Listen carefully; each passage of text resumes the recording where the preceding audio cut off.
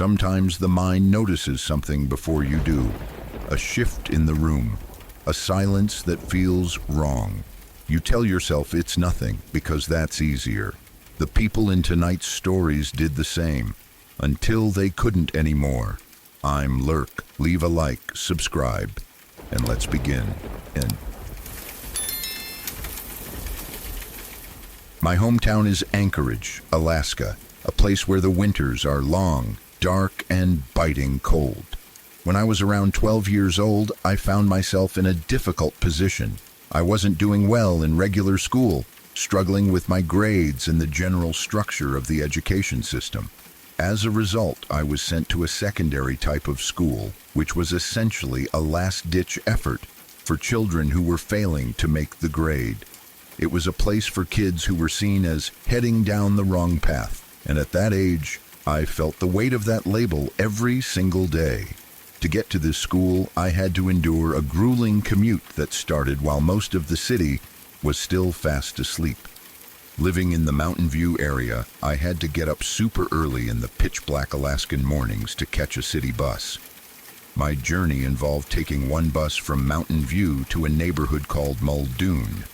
Once I arrived in Muldoon, I had to wait for a transfer to the North Lights Boulevard bus.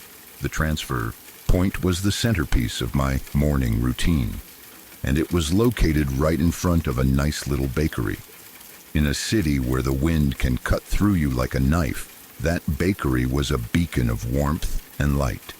Whenever I had a couple of dollars in my pocket, which was quite frequent, maybe 3 to 5 days a week, I would step inside to escape the freezing air. The smell inside was always incredible. A mix of fresh yeast, sugary glaze, and strong hot coffee. I would buy a donut and a cup of coffee to keep my hands warm. The baker was always there, working away in the back or standing behind the counter. He was an older man, tall and slender, with those distinct 1960s style glasses that were popular back then.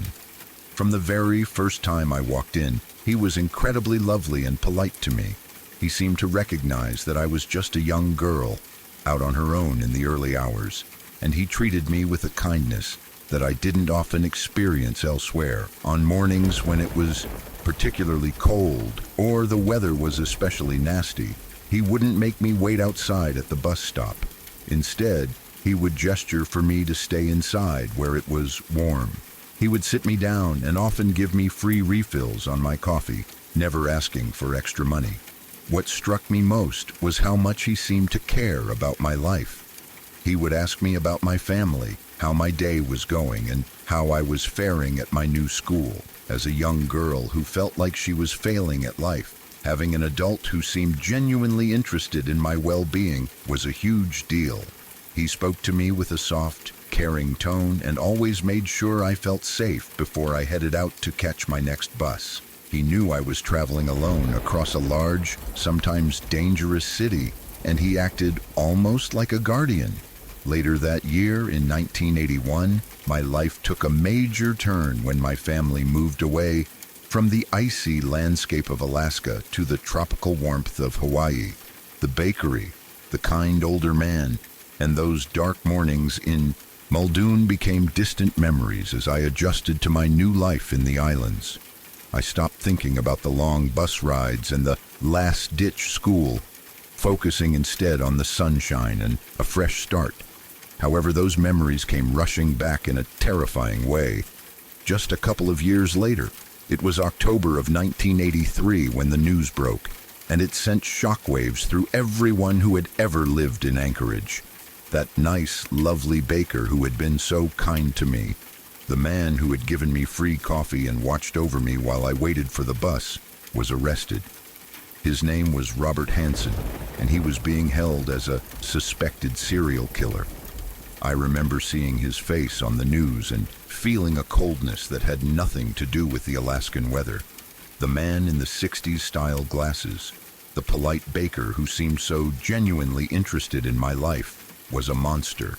The realization that I had spent dozens of hours alone with a man who was capable of such unspeakable violence was almost too much to process. I realized then that I had been extremely lucky, but I also understood why I had survived. As the investigation unfolded, it became clear that Robert Hansen had a very specific type. He didn't just target anyone, he looked for women who were vulnerable in a different way than I was. His favorite choices were drug-addicted women and prostitutes, particularly those who worked the streets around 4th Avenue. He chose them because he believed, quite cynically, that most people wouldn't notice if they went missing, and that the authorities wouldn't look for them with much urgency. He was a predator who preyed on the marginalized, people he thought the world had forgotten. I was a 12-year-old girl struggling with school, but I wasn't part of the world he hunted in. To him, I was just a customer, a child he could play the role of the kind baker for, perhaps as a way to mask the darkness that lived inside him. The details of his crimes were horrific. He was eventually linked to at least 17 known victims, though many believe the actual number was much higher. He would kidnap these women, take them out into the vast, uninhabited Alaskan wilderness in his small private plane, and then release them so he could hunt them like animals.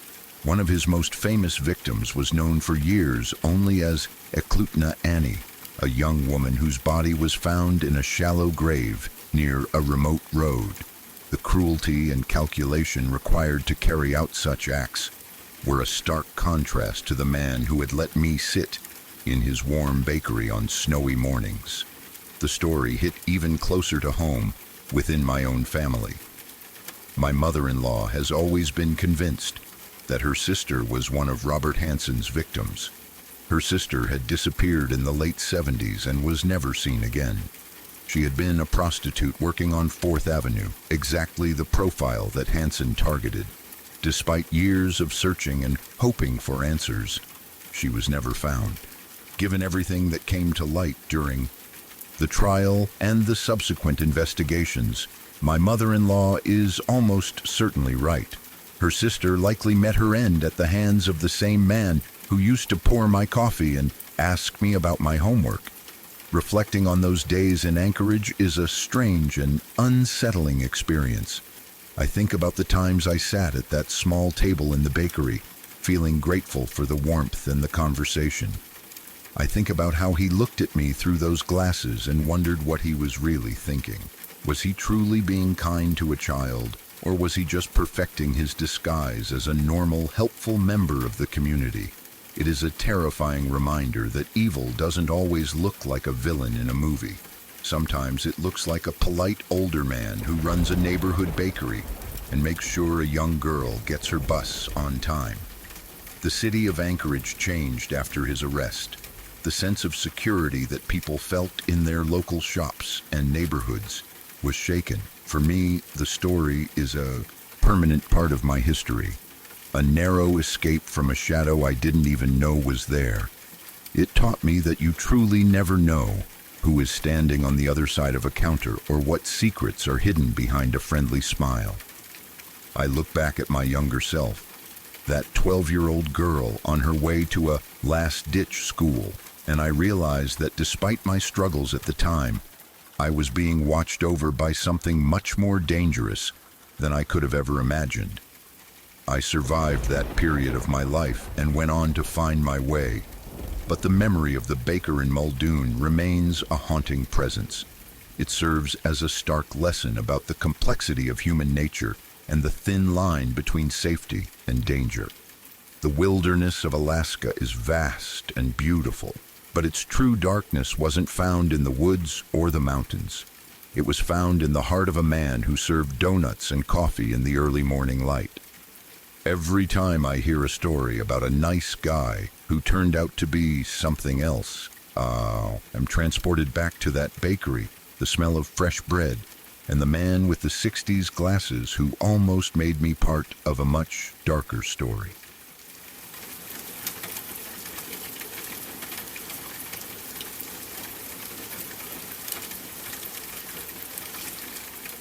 When I was really little, so young that I was still sleeping in a crib, Something happened that I would not fully understand until many years later. At the time, it was just another night to me. I was asleep, unaware of the fear that suddenly filled our house. But for my parents, especially my mother, that night never truly left them. It was late and the house was quiet in the way it usually is when everyone is asleep. My parents were in their bedroom when they heard a strange sound coming from my room. It was not a normal noise, not the kind you could easily explain away as the wind or an animal. It was a harsh, unnatural rattling sound, like something being shaken or scraped repeatedly. The noise was coming from my window, specifically from the security screen that was meant to protect our home. My parents immediately knew something was wrong. My dad got out of bed without hesitation. He did not stop to question what it might be or hope that it would go away. He moved quickly down the hallway toward my room, his heart racing, already preparing himself for the worst. My mother stayed behind, frozen in fear, listening closely and praying that whatever was happening would end without anyone getting hurt.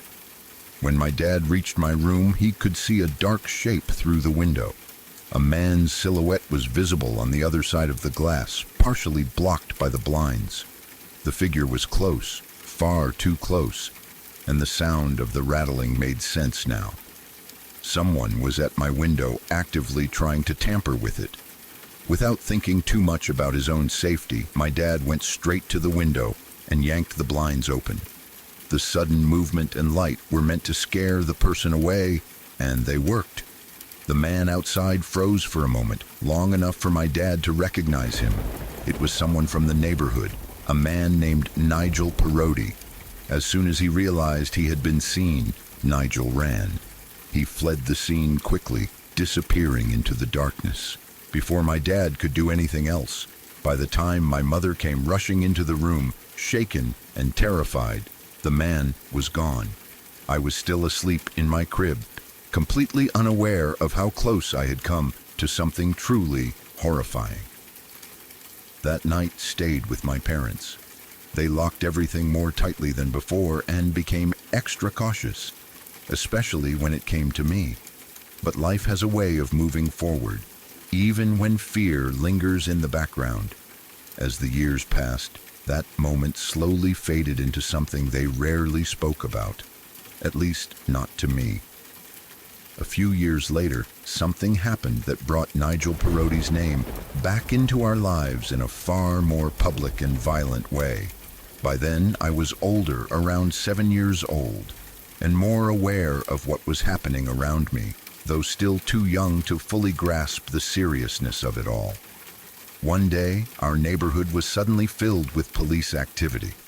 There were sirens, flashing lights, and a sense of panic that spread quickly from house to house.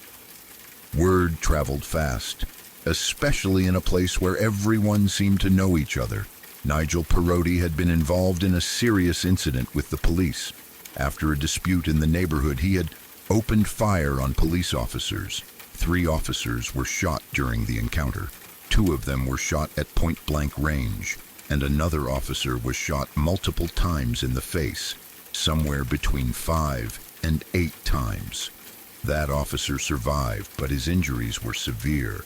He was left permanently disfigured, his life forever changed by that violent moment. The shock of what Nigel had done was overwhelming. People were scared, confused, and angry. The manhunt began almost immediately. Police searched everywhere, combing through nearby areas, knocking on doors and setting up roadblocks. For days, then weeks, Nigel was nowhere to be found. It felt like he had vanished into thin air. I remember the tension during that time. Even as a child, I could feel it in the air. Adults whispered in low voices, television stayed on with the news playing constantly, and parents kept their children closer than usual. There was a fear that lingered, the unsettling thought that a dangerous man was still out there, hiding somewhere close.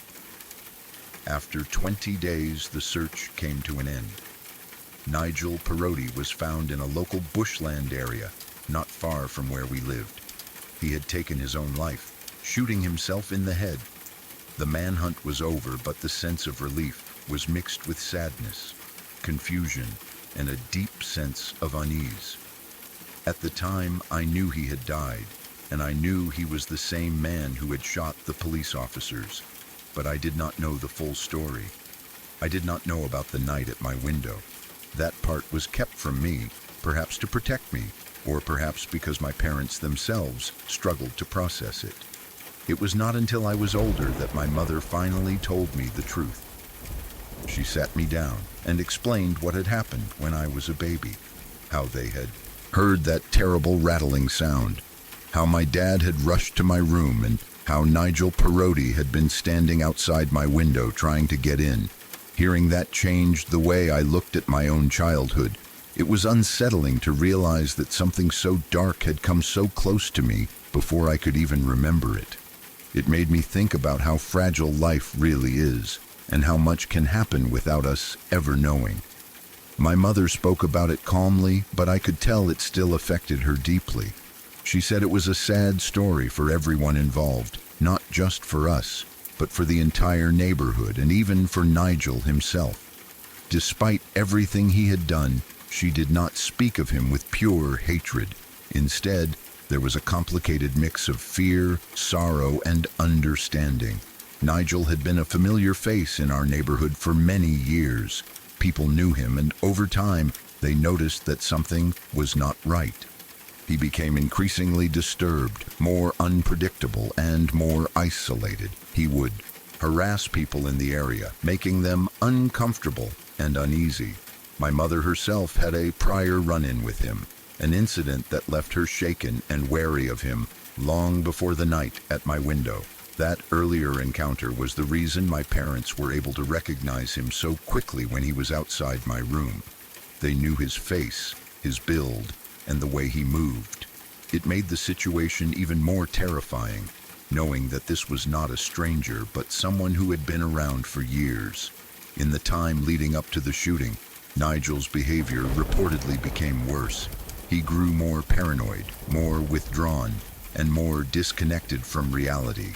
He isolated himself, cutting off whatever support or normalcy he might have once had.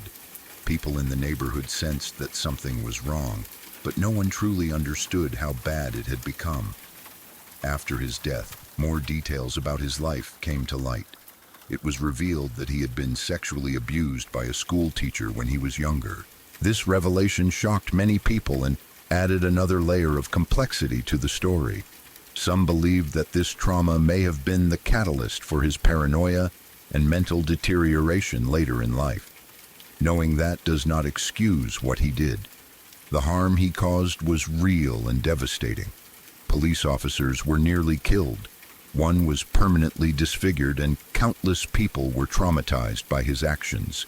My family, especially my parents, carried the weight of knowing how close he had come to harming me when I was completely defenseless. But understanding his past does make the story more tragic.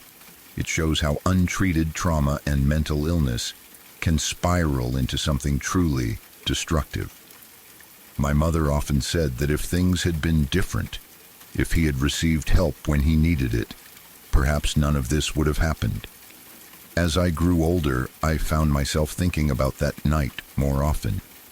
I imagined my dad standing in the dark, pulling open the blinds, coming face to face with someone who meant harm. I imagined my mother waiting in the hallway, terrified of what she might hear next. I imagined how easily the outcome could have been different if my parents had not woken up, if my dad had hesitated for even a second. That thought has stayed with me. It made me appreciate my parents in a way I did not before. Their instinct to protect me, their quick reaction, and their courage in that moment likely saved my life. It also made me more aware of the hidden dangers that can exist even in places that seem safe and familiar. This story is not just about fear or violence.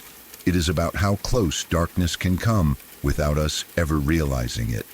It is about how trauma can shape a person's life in devastating ways, and how the consequences can ripple outward, affecting countless others. and it is about how sometimes we only learn the full truth of our past when we are old enough to face it. Even now, thinking back on it sends a chill through me. I was just a baby, sleeping peacefully, unaware that someone was standing outside my window in the middle of the night, unaware that my life, as I would come to know it, could have ended before it even truly began.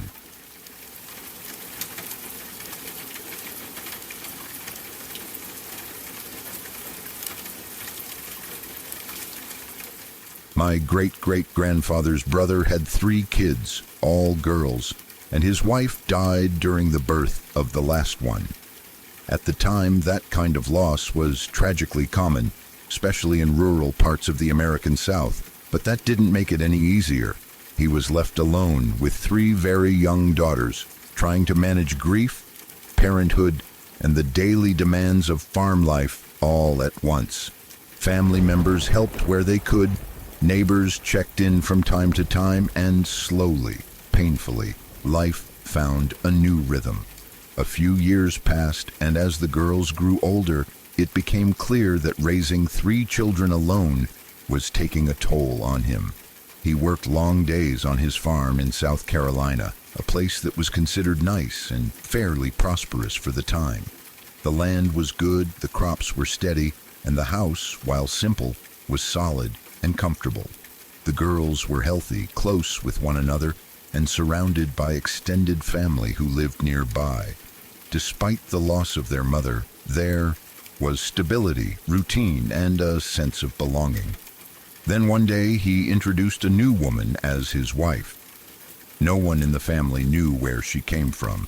She hadn't grown up nearby. No one remembered meeting her before. There were no stories, no shared history, no familiar connections. From the start, something about her felt off. She was quiet in a way that didn't feel shy, but closed. She avoided questions, brushed off curiosity, and kept herself distant from everyone else. Family gatherings became tense. Conversations stopped when she entered a room. Over time, her presence began to isolate him and the girls from the rest of the family. People tried to warn him. They told him they didn't trust her. They said something wasn't right. But he had already lost one wife, and he wanted to believe that this second chance at companionship was real. He defended her. He asked everyone to give her time. And for a while, nothing openly terrible happened. They continued living on the farm.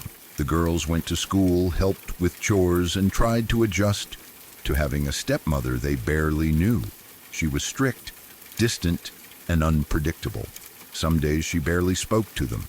Other days she watched them with an intensity that made them uneasy. But again, nothing seemed bad enough to justify pulling them away or causing a public scandal. In those days, people endured a lot behind closed doors. Then came the first incident that should have ended everything. One morning he woke up screaming in pain. His chest and stomach were burning. His new wife was standing over him, pouring battery acid onto his skin. The injuries were severe. He survived, but the damage was real and permanent. Family members were horrified when they heard what had happened. They begged him to leave her. They told him this wasn't an accident, wasn't confusion, wasn't forgivable. For reasons no one ever truly understood, he chose to forgive her. He told people it was a mistake. He said she didn't know what she was doing. He said she was sick, confused, or overwhelmed. He minimized the event, downplayed the danger, and insisted they move forward as a family. Against all advice, against all logic, he stayed. Life on the farm continued, but it was no longer peaceful. The girls became quieter. They spent more time together, whispering among themselves, clinging to one another for comfort. The house felt heavy. The air felt tense. Family visits became rare, partly because the wife discouraged them, and partly because everyone felt uncomfortable being there. Unknown to anyone at the time, something far darker was happening in the background. Over months, possibly years, the wife had been collecting newspaper and hay. Small amounts at first, nothing noticeable. She hid it under the house, shoving it into crawl spaces, piling it carefully where no one would think to look. To anyone watching, it would have seemed harmless, just farm supplies, just clutter. But she was preparing. One night, everything changed. The house was quiet. The girls were asleep. The wife woke them one by one.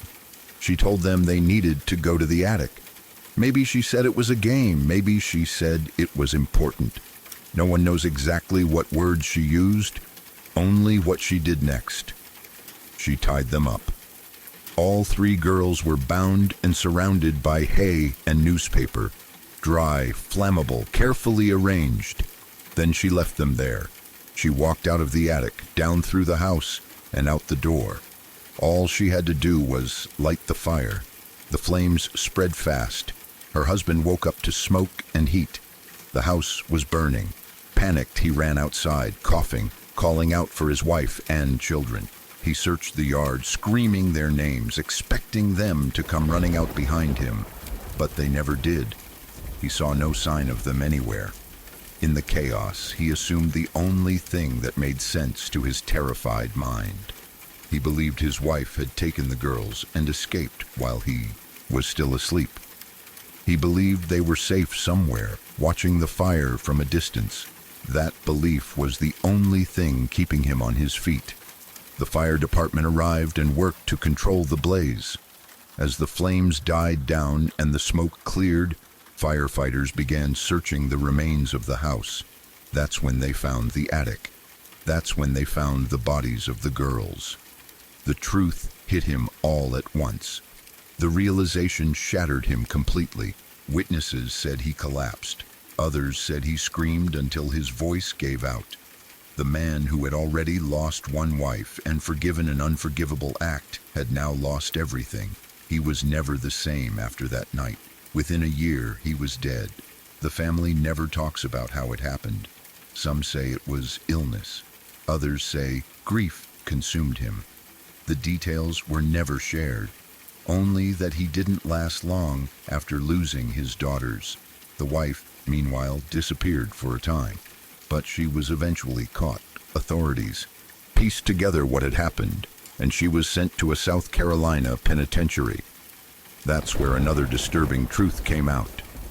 The name she had given him was fake. The identity she married under did not belong to a real person. No one ever learned who she truly was, where she came from, or what her life had been before she entered the family. She was never properly identified. She served the rest of her life in prison, isolated, unstable, and unchanged. She died there a few years ago. According to those who knew of her case, she went into that penitentiary insane. And she died the same way. No remorse, no explanation, no closure. For generations, this story was spoken about in hushed tones. Pieces of it were shared, but never all at once. Some details were avoided.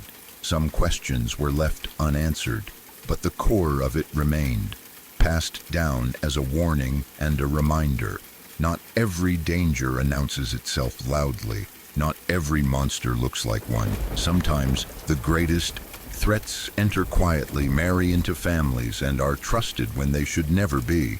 And sometimes forgiveness costs everything.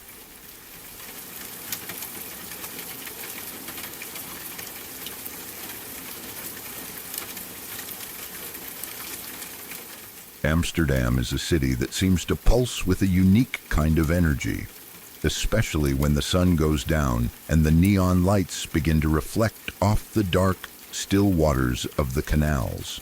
For a group of young women celebrating their final summer, before the responsibilities of real life kicked in, it was the perfect playground. They had spent a week exploring the cobblestone streets, visiting world-class museums by day, and losing themselves in the legendary nightlife by night. It was a trip filled with laughter, shared secrets, and the kind of freedom that only comes when you are far away from home. By the time their last night arrived, they were exhausted but determined to go out with a bang. They had a plan that sounded perfect at the moment. They would stay out at the clubs until the early hours of the morning, and then head directly to the airport to catch their flight back home. It was a classic move for young travelers, a way to squeeze every last drop of excitement out of their vacation. The club they chose for their final night was one of those massive, multi-story venues where the bass is so deep you can feel it in your chest, and the air is thick with the scent of expensive perfume and fog machines. The music was a relentless, hypnotic beat that made it easy to lose track of time. One of the girls, a bright and outgoing person who always seemed to attract attention, found herself standing at one of the long, polished bars, waiting for a drink. That was where she met him. He was a local, or at least he carried himself with the easy confidence of someone who knew the city well. He was handsome in a subtle, understated way, with a smile that felt genuine and eyes that seemed to focus entirely on her, despite the chaos of the crowded room. They started talking, their voices straining to be heard over the music, and the conversation flowed with an unexpected ease. For the next couple of hours, they were inseparable. They danced in the middle of the crowded floor, oblivious to the people bumping into them, and retreated to quieter corners of the club to talk whenever the music became too loud. There was a spark between them, the kind of instant connection that happens on holiday when you feel like a different, more adventurous version of yourself. As the night began to wind down and the first hints of dawn started to threaten the darkness outside, the flirtation escalated. They shared a long, passionate kiss near the exit of the club, the kind of kiss that felt like it could lead to something more. The man leaned in and whispered an invitation, asking her if she wanted to come back to his apartment. Under different circumstances, she might have said yes. He was charming, the night had been magical, and she wasn't ready for the fun to end. However, the reality of her travel schedule pulled her back to earth. She looked at her watch and realized that her friends were already gathering their things and looking for a taxi to the airport. She explained to him that she simply didn't have the time, that her flight was leaving in just a few hours and she couldn't risk missing it. He seemed disappointed but remained polite, suggesting that they at least stay in touch. They pulled out their phones and exchanged Snapchats, a quick and digital way to tether their brief encounter to the real world. With a final wave and a lingering glance, she ran to join her friends, feeling a bit of a thrill from the encounter but mostly focused on the long journey ahead. The flight back across the Atlantic was a blur of cramped seats and fitful sleep, and by the time she landed back in her home city, the memory of the mysterious man in Amsterdam felt like a beautiful, hazy dream. Life returned to its normal rhythm almost immediately.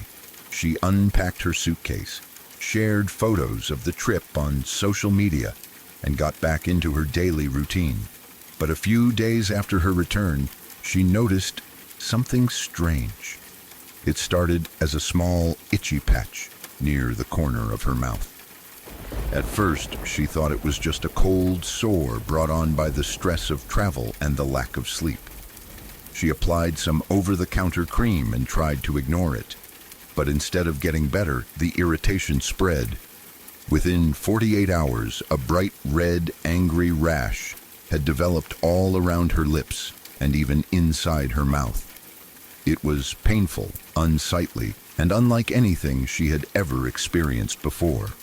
Panicked and confused, she made an appointment with her family doctor. The doctor was equally puzzled. He examined the rash closely, noting the unusual texture and the way it seemed to be reacting to the sensitive skin of her mouth. He admitted that he had never seen a viral or bacterial infection that looked quite like this. He decided the best course of action was to take a swab of the affected area and send it to a specialized lab for deep testing. He told her not to worry too much and that they would have the results in a few days. She went home and tried to stay positive, but the discomfort was constant, and a growing sense of dread began to settle in her stomach. She kept thinking back to her trip, wondering if she had eaten something strange, or if the tap water in the hotel had been contaminated. A few days later, her phone rang. It was the doctor's office, but the tone of the receptionist was different than usual. There was a sense of urgency in her voice that made the girl's heart race. They told her she needed to come into the office immediately, that the results were back and the doctor needed to speak with her in person. When she arrived at the clinic, she was surprised to see 2 police officers standing in the waiting room. Before she could even check in at the front desk, the officers approached her. They were professional but stern, asking her to confirm her identity. Without much explanation, they told her she needed to come with them to the local police station for questioning. She was absolutely terrified, her mind racing through every possible thing she could have done wrong. But she couldn't think of a single thing. At the station, she was led into a small, sterile interrogation room. The officers sat across from her, their expressions grim. They didn't start with questions about her trip or her health. Instead, they dropped a bombshell that left her speechless. They told her that the lab results from her mouth swab had come back with something deeply disturbing. The scientists had identified a very specific and rare type of bacteria in the sores around her mouth. This particular strain was not found in nature, nor was it a common human illness. It was a bacteria that was exclusively associated with the consumption of decomposing human flesh. The officers looked at her with a mixture of horror and suspicion, explaining that they were investigating her for potential involvement in cannibalism. They thought she had been eating people. The girl sat there in total shock, her head spinning. She felt like she was trapped in a nightmare. She started crying, trying to explain through her sobs that she was a normal person, a student, someone who loved animals and had never even been in a fight, let alone something as horrific as what they were suggesting. She told them she had just gotten back from a vacation in Amsterdam and had been sick ever since. The police were skeptical at first, but as she walked them through her trip day by day, they began to listen. She told them about the night at the club and the man she had met. She remembered the long, intense kiss and how he had invited her back to his place. She told them that the rash started only a few days after that encounter. As she spoke, she remembered the Snapchat she had exchanged with him. She pulled out her phone and showed the officers the man's profile. The name and the photos were still there. The local police immediately contacted the authorities in Amsterdam, passing along the information and the digital footprint she had provided. The Dutch police took the information seriously and launched an immediate undercover investigation into the man. It didn't take them long to find him. When they raided his apartment in a quiet neighborhood of the city, they discovered a scene that was straight out of a horror movie. The man was not just a charming local looking for a holiday romance. He was a calculated and deeply disturbed predator. The investigation revealed that the man had a history of luring young women, particularly tourists, who were unlikely to be missed immediately, back to his home. Once there, he would murder them, and in a gruesome twist that confirmed the lab results, he would consume parts of their bodies. He had been doing this for some time, and the police found evidence of several victims who had gone missing over the past year. The reason the girl had contracted the horrific bacteria was because the man had recently consumed human flesh before going to the club that night. When he kissed her, the bacteria from his mouth had transferred to hers, finding a way into her system through the small friction burns or tiny cuts that can happen during a long night of dancing and kissing. The girl was eventually cleared of all suspicion, but the psychological toll was immense. The realization of how close she had come to a gruesome death was something she couldn't shake. If she hadn't been worried about her flight, if she hadn't been so focused on getting to the airport on time, she would have walked right into his trap. Her responsibility to her friends and her schedule had quite literally saved her life. The man was arrested and faced life in prison for his unspeakable crimes, but for the girl, the world felt like a much darker place. The rash eventually healed with the right antibiotics, but the invisible scars remained. She often thought about that night at the bar, the music, and the way he had smiled at her. It was a terrifying reminder that evil doesn't always look like a monster. Sometimes it looks like a handsome stranger in a crowded room, offering a drink and a warm smile. Her story became a chilling legend among her circle of friends, and eventually made its way back to her roommate, who told it to others as a warning. It served as a stark lesson about the dangers that can hide in plain sight and the importance of intuition. The lucky escape she had was the narrowest of margins, a few minutes of time that stood between her and a fate too terrible to imagine. Amsterdam remained a beautiful city in her memories, but it was now forever tainted by the shadow of the man who almost made her his final victim. The experience changed the way she lived her life. She became more cautious, more aware of her surroundings, and less trusting of strangers, even in the most festive environments. She realized that the thrill of travel and the excitement of meeting new people came with a hidden set of risks that no one ever really talks about. Every time she looked in the mirror and saw the place where the rash had been, she was reminded of her survival. She was one of the few who had looked into the eyes of a monster and lived to tell the story, a survivor of a darkness that most people only encounter in movies. Her life went on, but the memory of that last night in Amsterdam stayed with her, a quiet, haunting reminder of the day she almost didn't come home.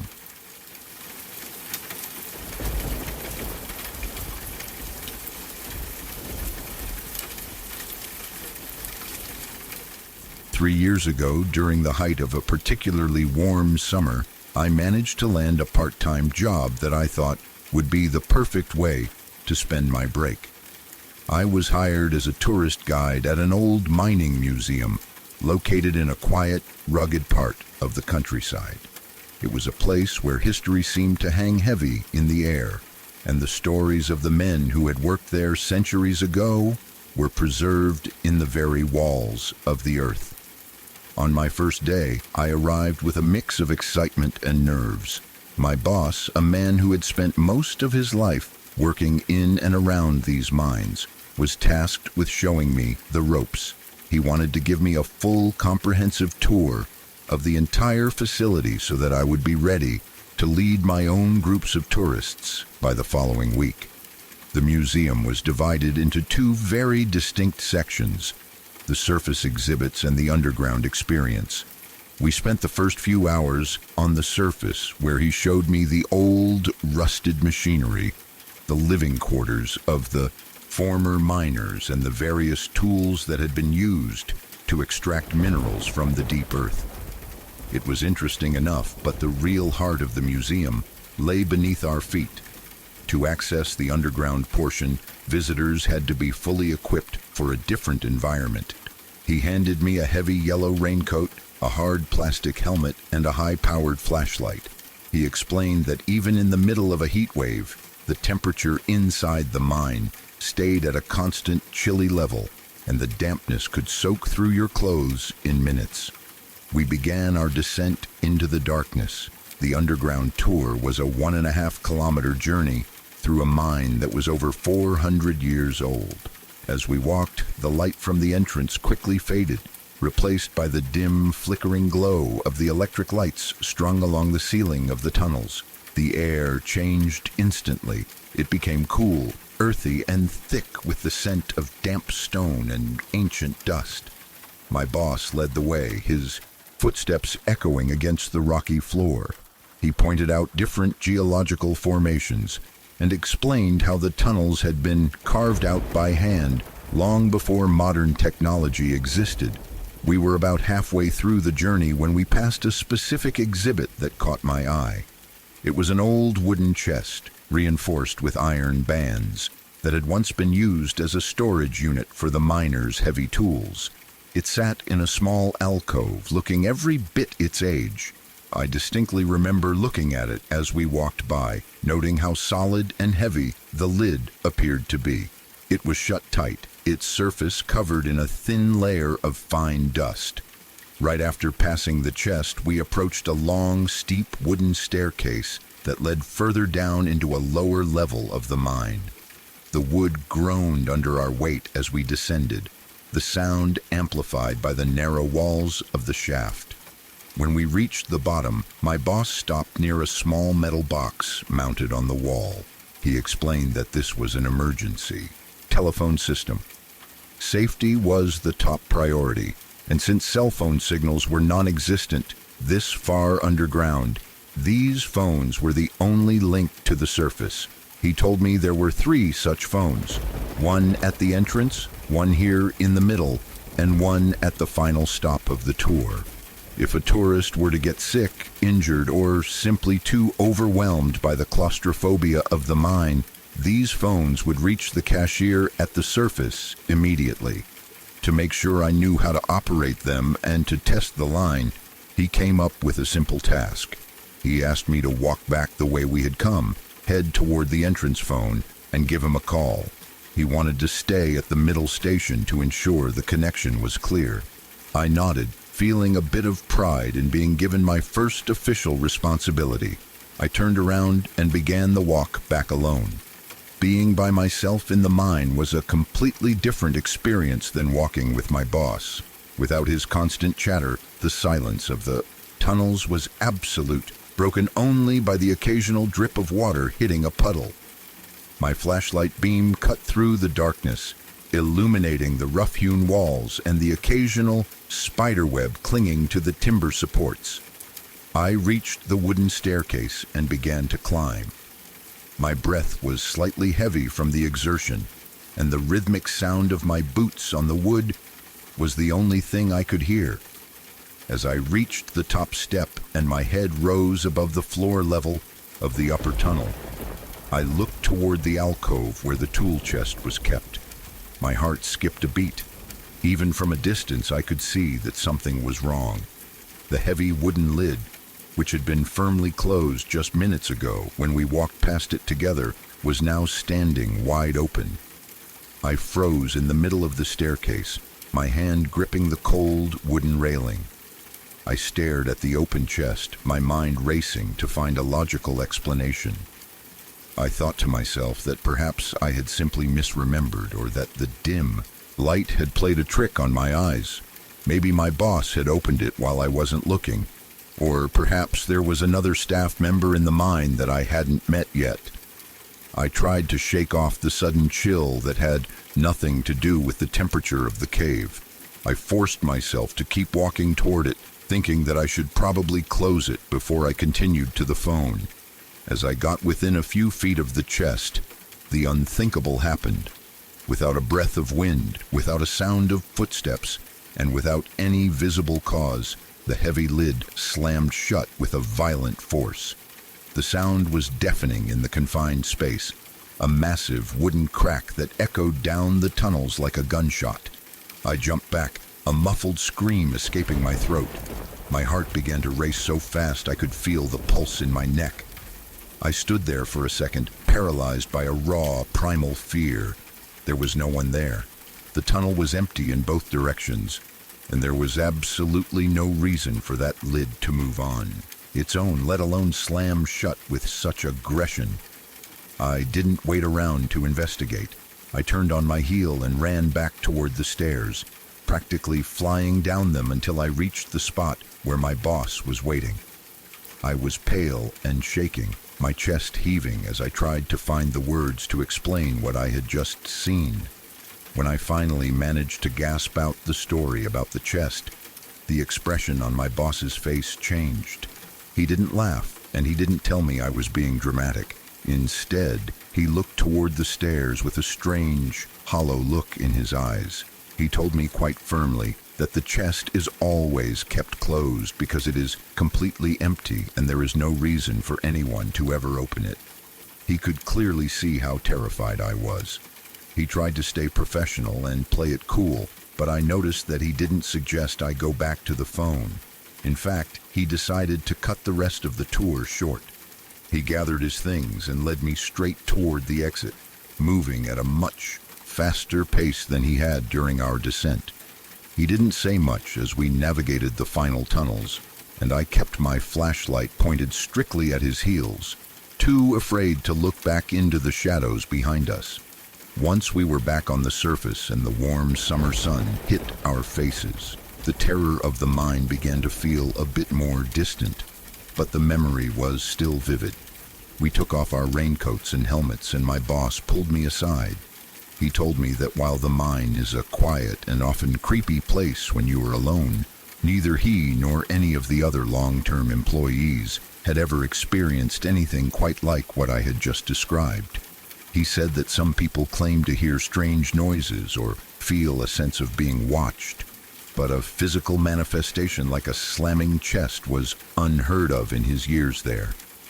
Despite his attempt to reassure me, I could tell he was unsettled. He had been through those tunnels thousands of times, and for something new and unexplainable to happen on my very first day felt like a bad omen. I spent the rest of my shift on the surface, helping with the ticket sales and organizing the gift shop. I couldn't bring myself to go back underground for the rest of the day. Every time I looked at the dark opening of the mine entrance, I thought about that heavy wooden lid and the force with which it had crashed down. As the weeks went by, I eventually got used to the mine. I led dozens of tours, and I always made sure to keep my groups close whenever we passed that old tool chest. I never saw it open again, and I never heard that slamming sound again, but the feeling of unease never truly left me. I often wondered if the mine itself was reacting to a new presence, or if some remnant of the past was still lingering in those 400-year-old tunnels, watching the new guides come and go. The job taught me a lot about history, but it taught me even more about the things we can't explain. There is a specific kind of silence that exists deep underground, a silence that feels alive. Even now, years later, when I think about that first day, I can still hear the echo of that chest slamming shut. It remains one of the most frightening moments of my life, a reminder that some places hold on to their secrets and their spirits long after the living have moved on. I finished my summer contract at the museum, but I was relieved when the season ended and I could leave the dark tunnels behind for good. Some stories are meant to be told, and some experiences are meant to stay buried in the deep, cold earth where they belong.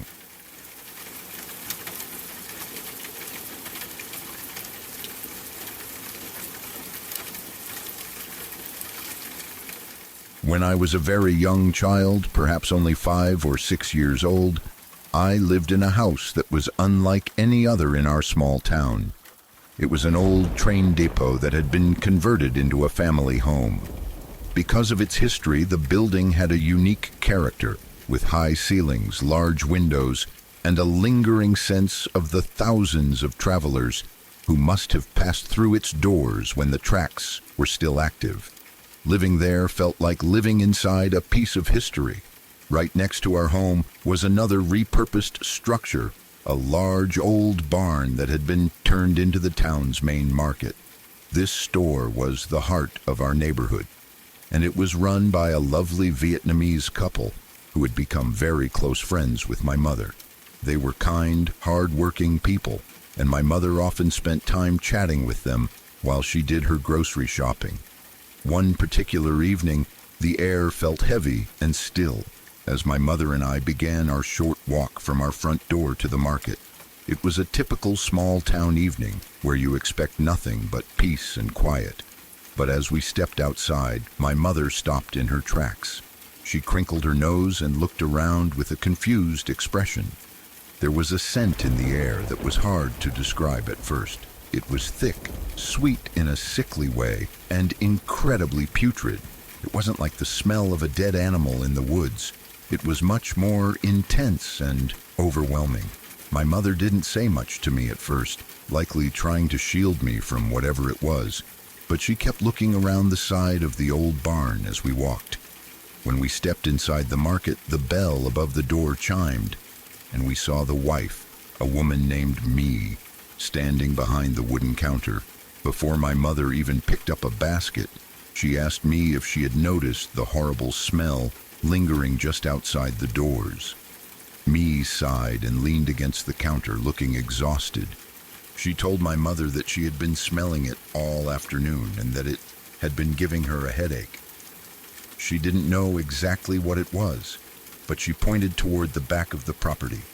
She mentioned that there was a strange car parked out back that had been sitting there in the same spot all day long.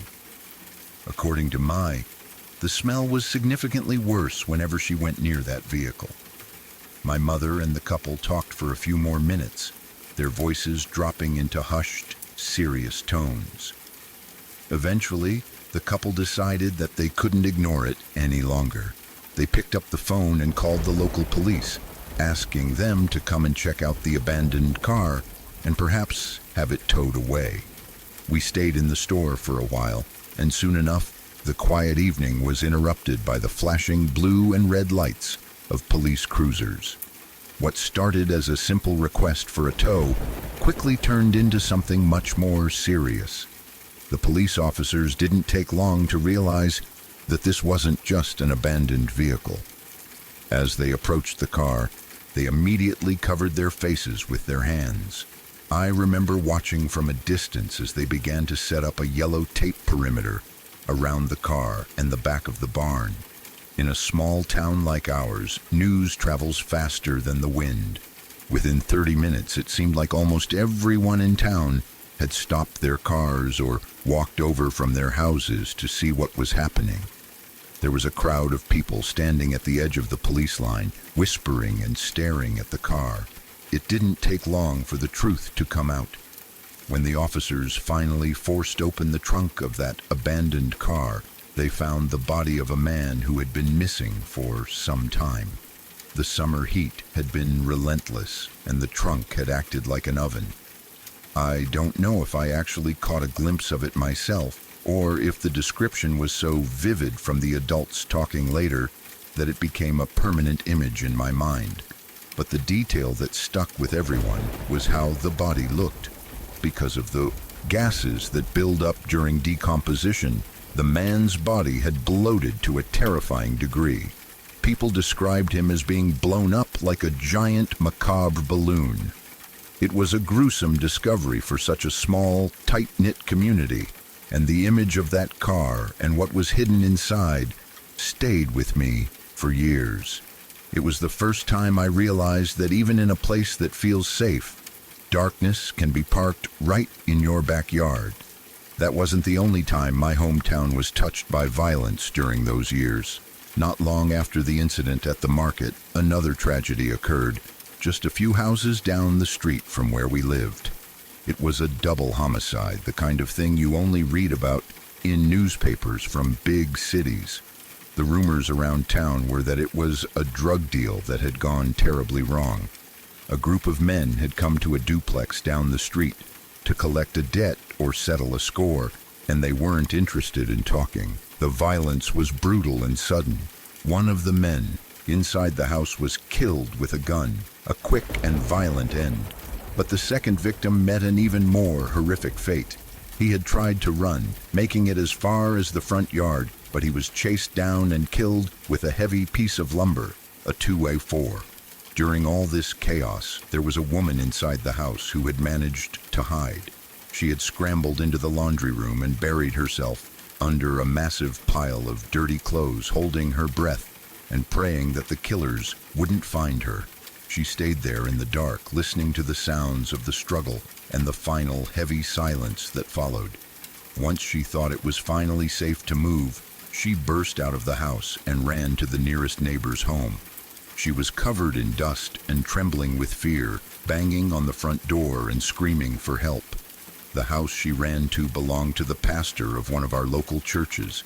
You would think that a man of God, someone dedicated to helping those in need, would have opened the door immediately. But instead, the pastor ignored her. He heard her cries. He heard her desperate banging, and he chose to stay inside. He didn't even bother to pick up the phone to call 911. The poor woman had to run to another house further down the block before someone finally took her in and called the police. The town was outraged when they found out the pastor had turned his back on her.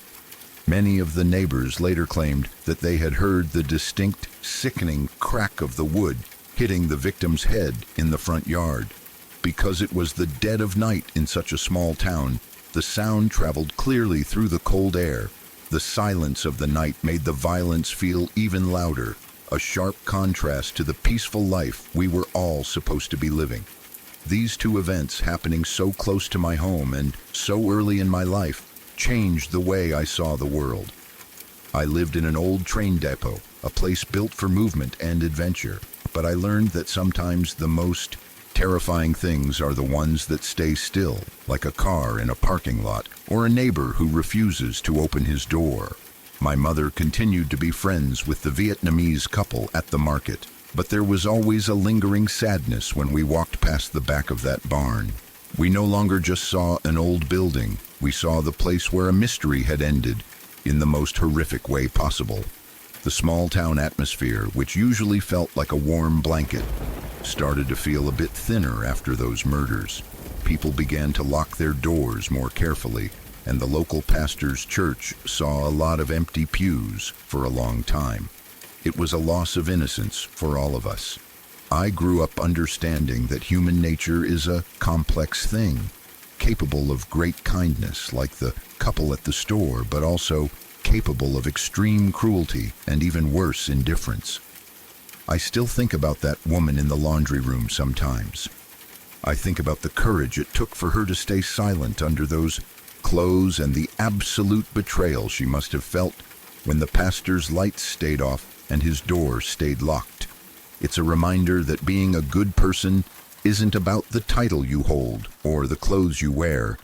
It's about what you do when someone is screaming for help on your doorstep in the middle of the night. Living in that train depot gave me a unique perspective on life. I saw people coming and going, even if it was just in my imagination, but the real stories were the ones that happened right there on our street. The bloated man in the trunk and the sounds of that night down the street became part of the town's hidden history. They are the stories that aren't written in the official records, but are whispered by the locals who remember the smell of the air and the sound of the silence that follows a tragedy. My childhood was shaped by these moments of stark reality, teaching me that the world is a place of both light and shadow, and often they are separated by nothing more than a thin wooden door or a pile of laundry. As I got older and eventually moved away from that converted train depot, those memories followed me. They served as a foundation for understanding the importance of community and the devastating impact of its failure. The image of the Vietnamese couple, me and her husband, remains a bright spot in those dark stories. They were the ones who noticed something was wrong, who spoke up and who tried to keep their neighborhood safe. They represented the best of our town, while the events around them represented the worst. The train depot is probably still there, and the barn market might still be serving customers. But the town is different now. The people involved have moved on or passed away, but the echoes of those nights still linger for those of us who were there. It taught me to pay attention to the things that seem out of place. A strange car, a quiet neighbor, or a smell that shouldn't be there. It taught me that life is fragile and that our safety is often dependent on the choices of those around us. Looking back, I realize how lucky I was to have a mother who kept me close and friends who looked out for one another, even when the world outside was turning into something we couldn't quite understand.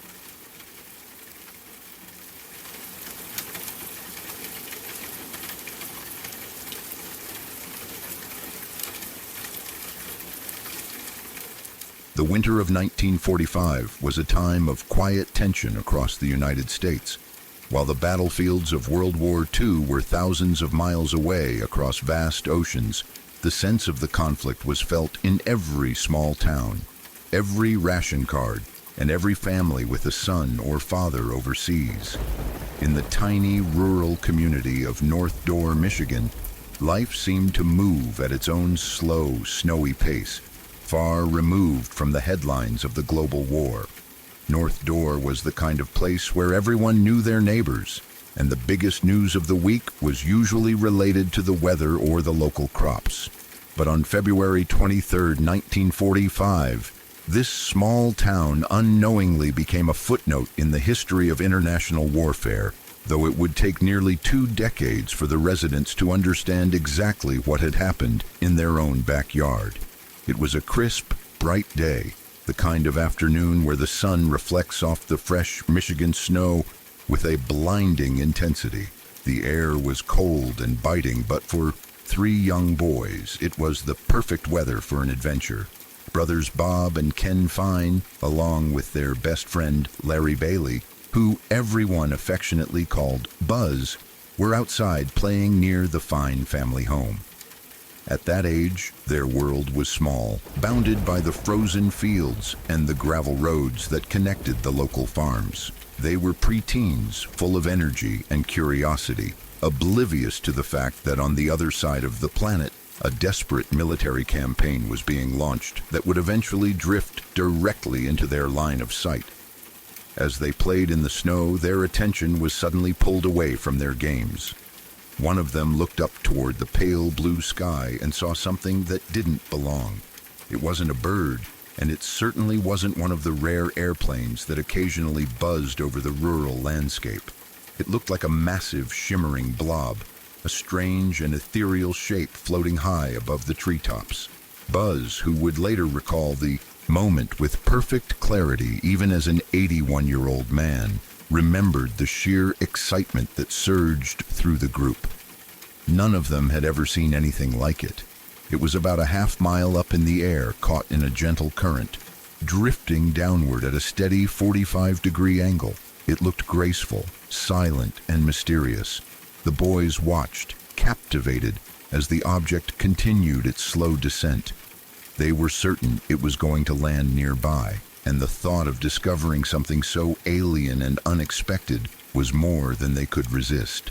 Luck was on their side that day, as a family friend named Joe Wolf happened to be visiting the Fine house. Joe was an adult with a pickup truck, and when the boys frantically pointed out the descending object, he didn't dismiss their excitement. Instead, he offered to take them on a chase to see where the mysterious blob would eventually touch down. The boys scrambled into the back of the truck, their hearts pounding with anticipation as Joe pulled out of the driveway and headed east. They drove about a mile, the tires of the pickup crunching over the icy patches on the road. Joe turned right onto 21st Street, scanning the horizon for any sign of the object. It didn't take long to find it. About 50 yards off the road, resting quietly on the frozen farmland belonging to Basil Stein, was the strange visitor from the sky. As they hopped out of the truck and trudged through the snow toward the site, the scale of the object became apparent. It wasn't a small toy or a weather instrument. It was enormous. Up close, they could see a massive envelope of material, partially deflated and draped over the ground like a giant discarded parachute. Numerous long ropes were tangled around it, trailing off into the snow. Joe and the boys circled the object, trying to make sense of what they were looking at. Based on the sheer size of the balloon-like structure and the ropes, they naturally assumed it was some kind of large balloon. However, as they moved closer to the center of the mass, they noticed something much more peculiar. Attached to the ropes was a wooden platform. It wasn't just any platform, it was charred and blackened, as if it had been subjected to intense heat or an explosion. To the boys, it just looked like a strange piece of debris, perhaps part of a scientific experiment gone wrong. They had no way of knowing that the scorched wood was the remains of a mechanism designed to carry deadly explosives across the Pacific Ocean. In the spirit of rural resourcefulness, Joe and the boys decided that such a find shouldn't be left out in the field. They didn't see any danger, they saw a trophy, a fascinating piece of junk that they wanted to examine more closely. Together they grabbed hold of the heavy ropes and began to drag the massive object across the snow toward the road. It was a struggle, the material catching on the stubble of the harvested field, but they eventually managed to heave it into the bed of Joe's pickup truck. With the mysterious balloon safely loaded, they drove back to the Fine house, eager to show their discovery to the rest of the family.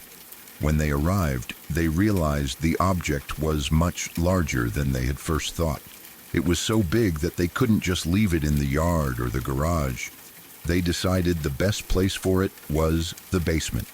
It took all of their collective strength to cram the massive, billowing material through the back door and maneuver it down the narrow stairs.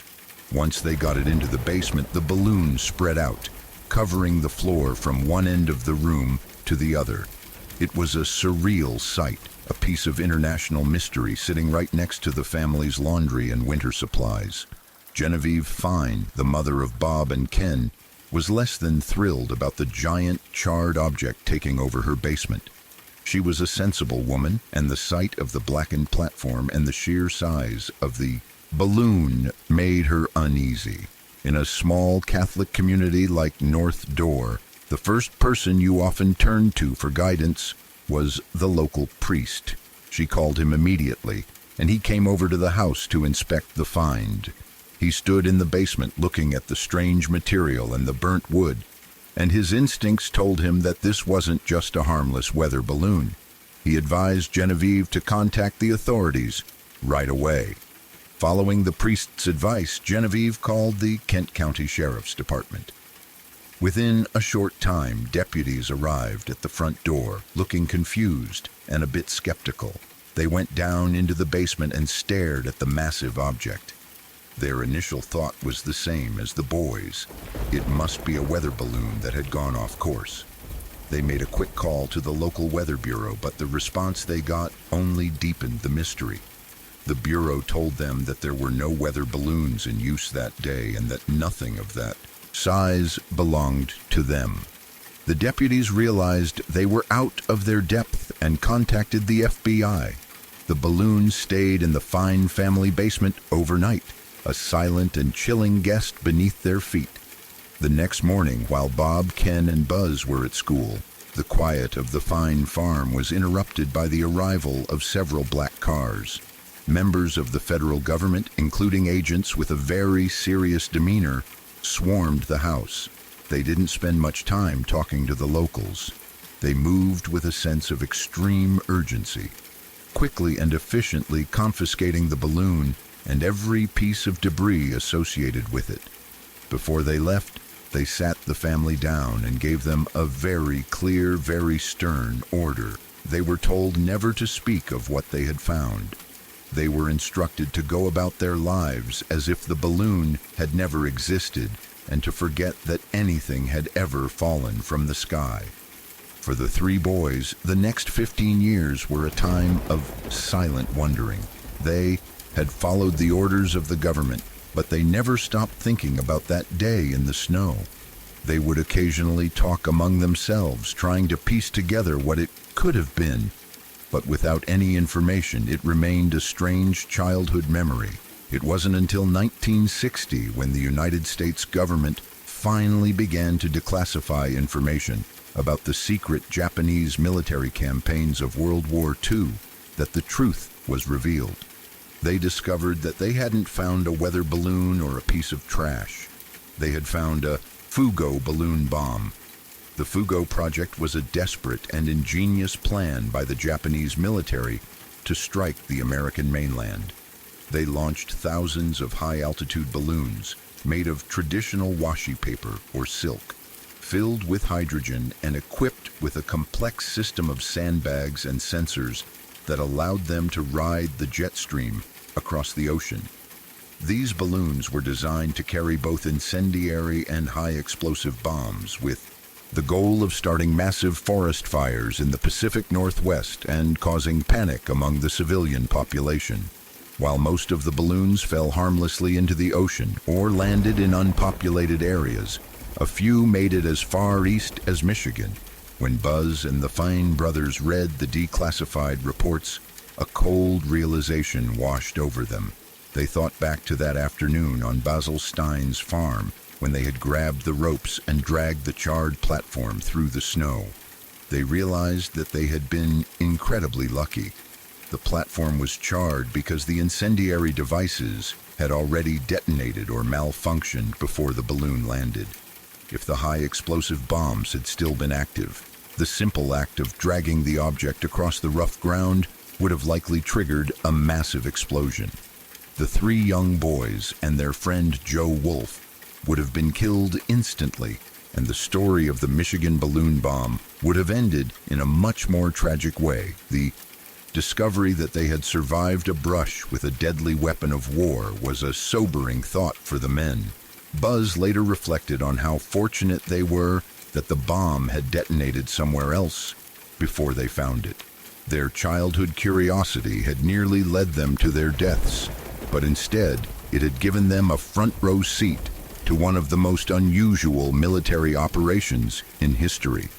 They finally understood why the government had been so quick to silence them. During the war, the U.S. government was terrified that if the Japanese knew the balloons were actually reaching the mainland, they would launch even more of them. By keeping the landings a secret, they hoped to convince the Japanese military that the project was a failure.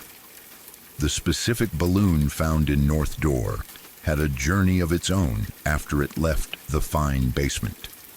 It was sent to the Naval Technical Air Intelligence Center in Anacostia, near the District of Columbia, for a thorough laboratory evaluation. Military scientists wanted to understand the technology and the materials used by the Japanese. From there, it was shipped to a research center in New Jersey for further study.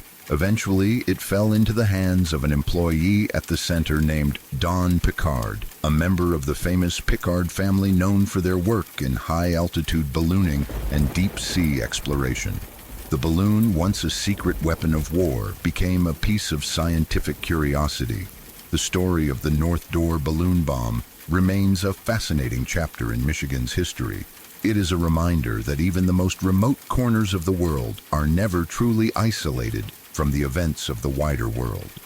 To the people of that small rural town, February 23, 1945, started as just another cold winter day. But for three boys, it was the day the war literally landed at their feet. They went from being typical children playing in the snow to being the unintended keepers of a military secret that would take a lifetime to fully understand. Today, the fields of North Door are still quiet and peaceful, and the Fine farm looks much like any other homestead in that part of the country. But for those who know the story, the landscape holds a different meaning. It is a place where a silent traveler from across the sea once came to rest, bringing with it the shadows of a global conflict and a mystery that stayed buried in a basement and in the memories of three friends for decades. It serves as a haunting lesson that sometimes the things we find in the quiet moments of our lives are part of a much larger, much more dangerous story than we could ever imagine. The survival of Buzz and the Fine brothers is a testament to the strange ways that fate works. They lived to tell the tale, becoming living links to a secret history that was almost lost to time. Their story is now shared with a sense of wonder and relief, a narrative of a lucky escape that defined their youth and gave them a unique perspective on the world. It is a story of a small town, a big secret, and a mysterious blob in the sky that turned a snowy afternoon into an unforgettable brush with history.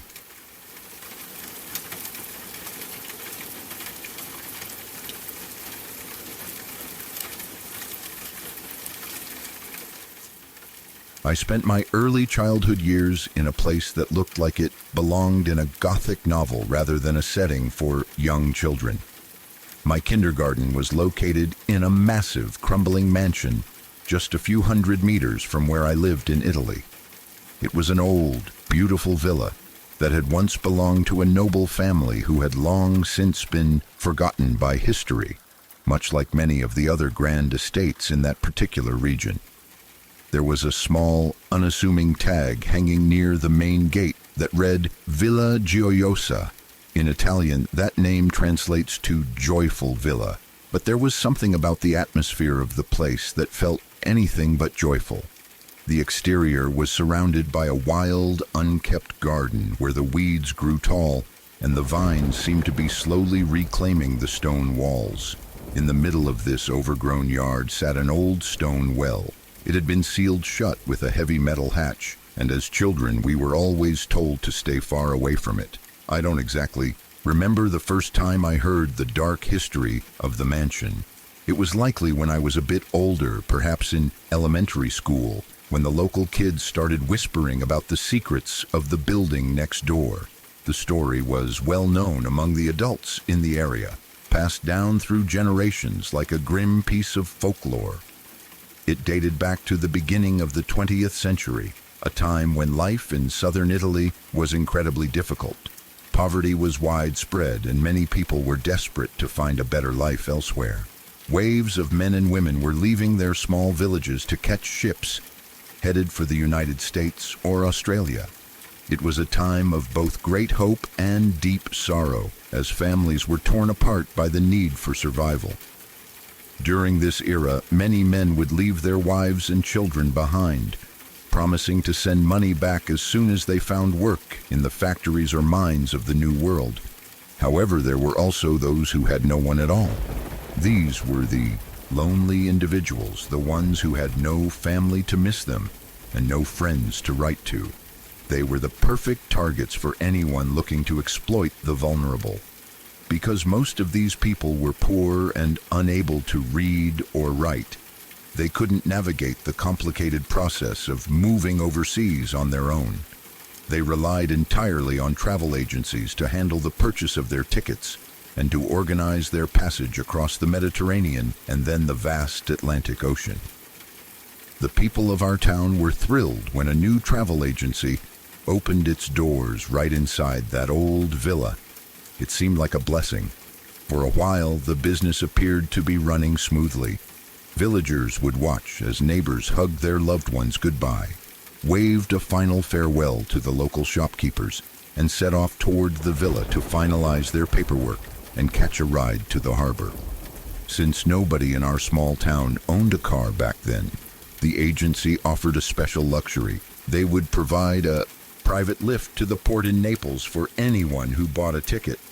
To a poor laborer who had spent his whole life walking or riding a donkey, the idea of a car ride to the city felt like the height of sophistication and safety.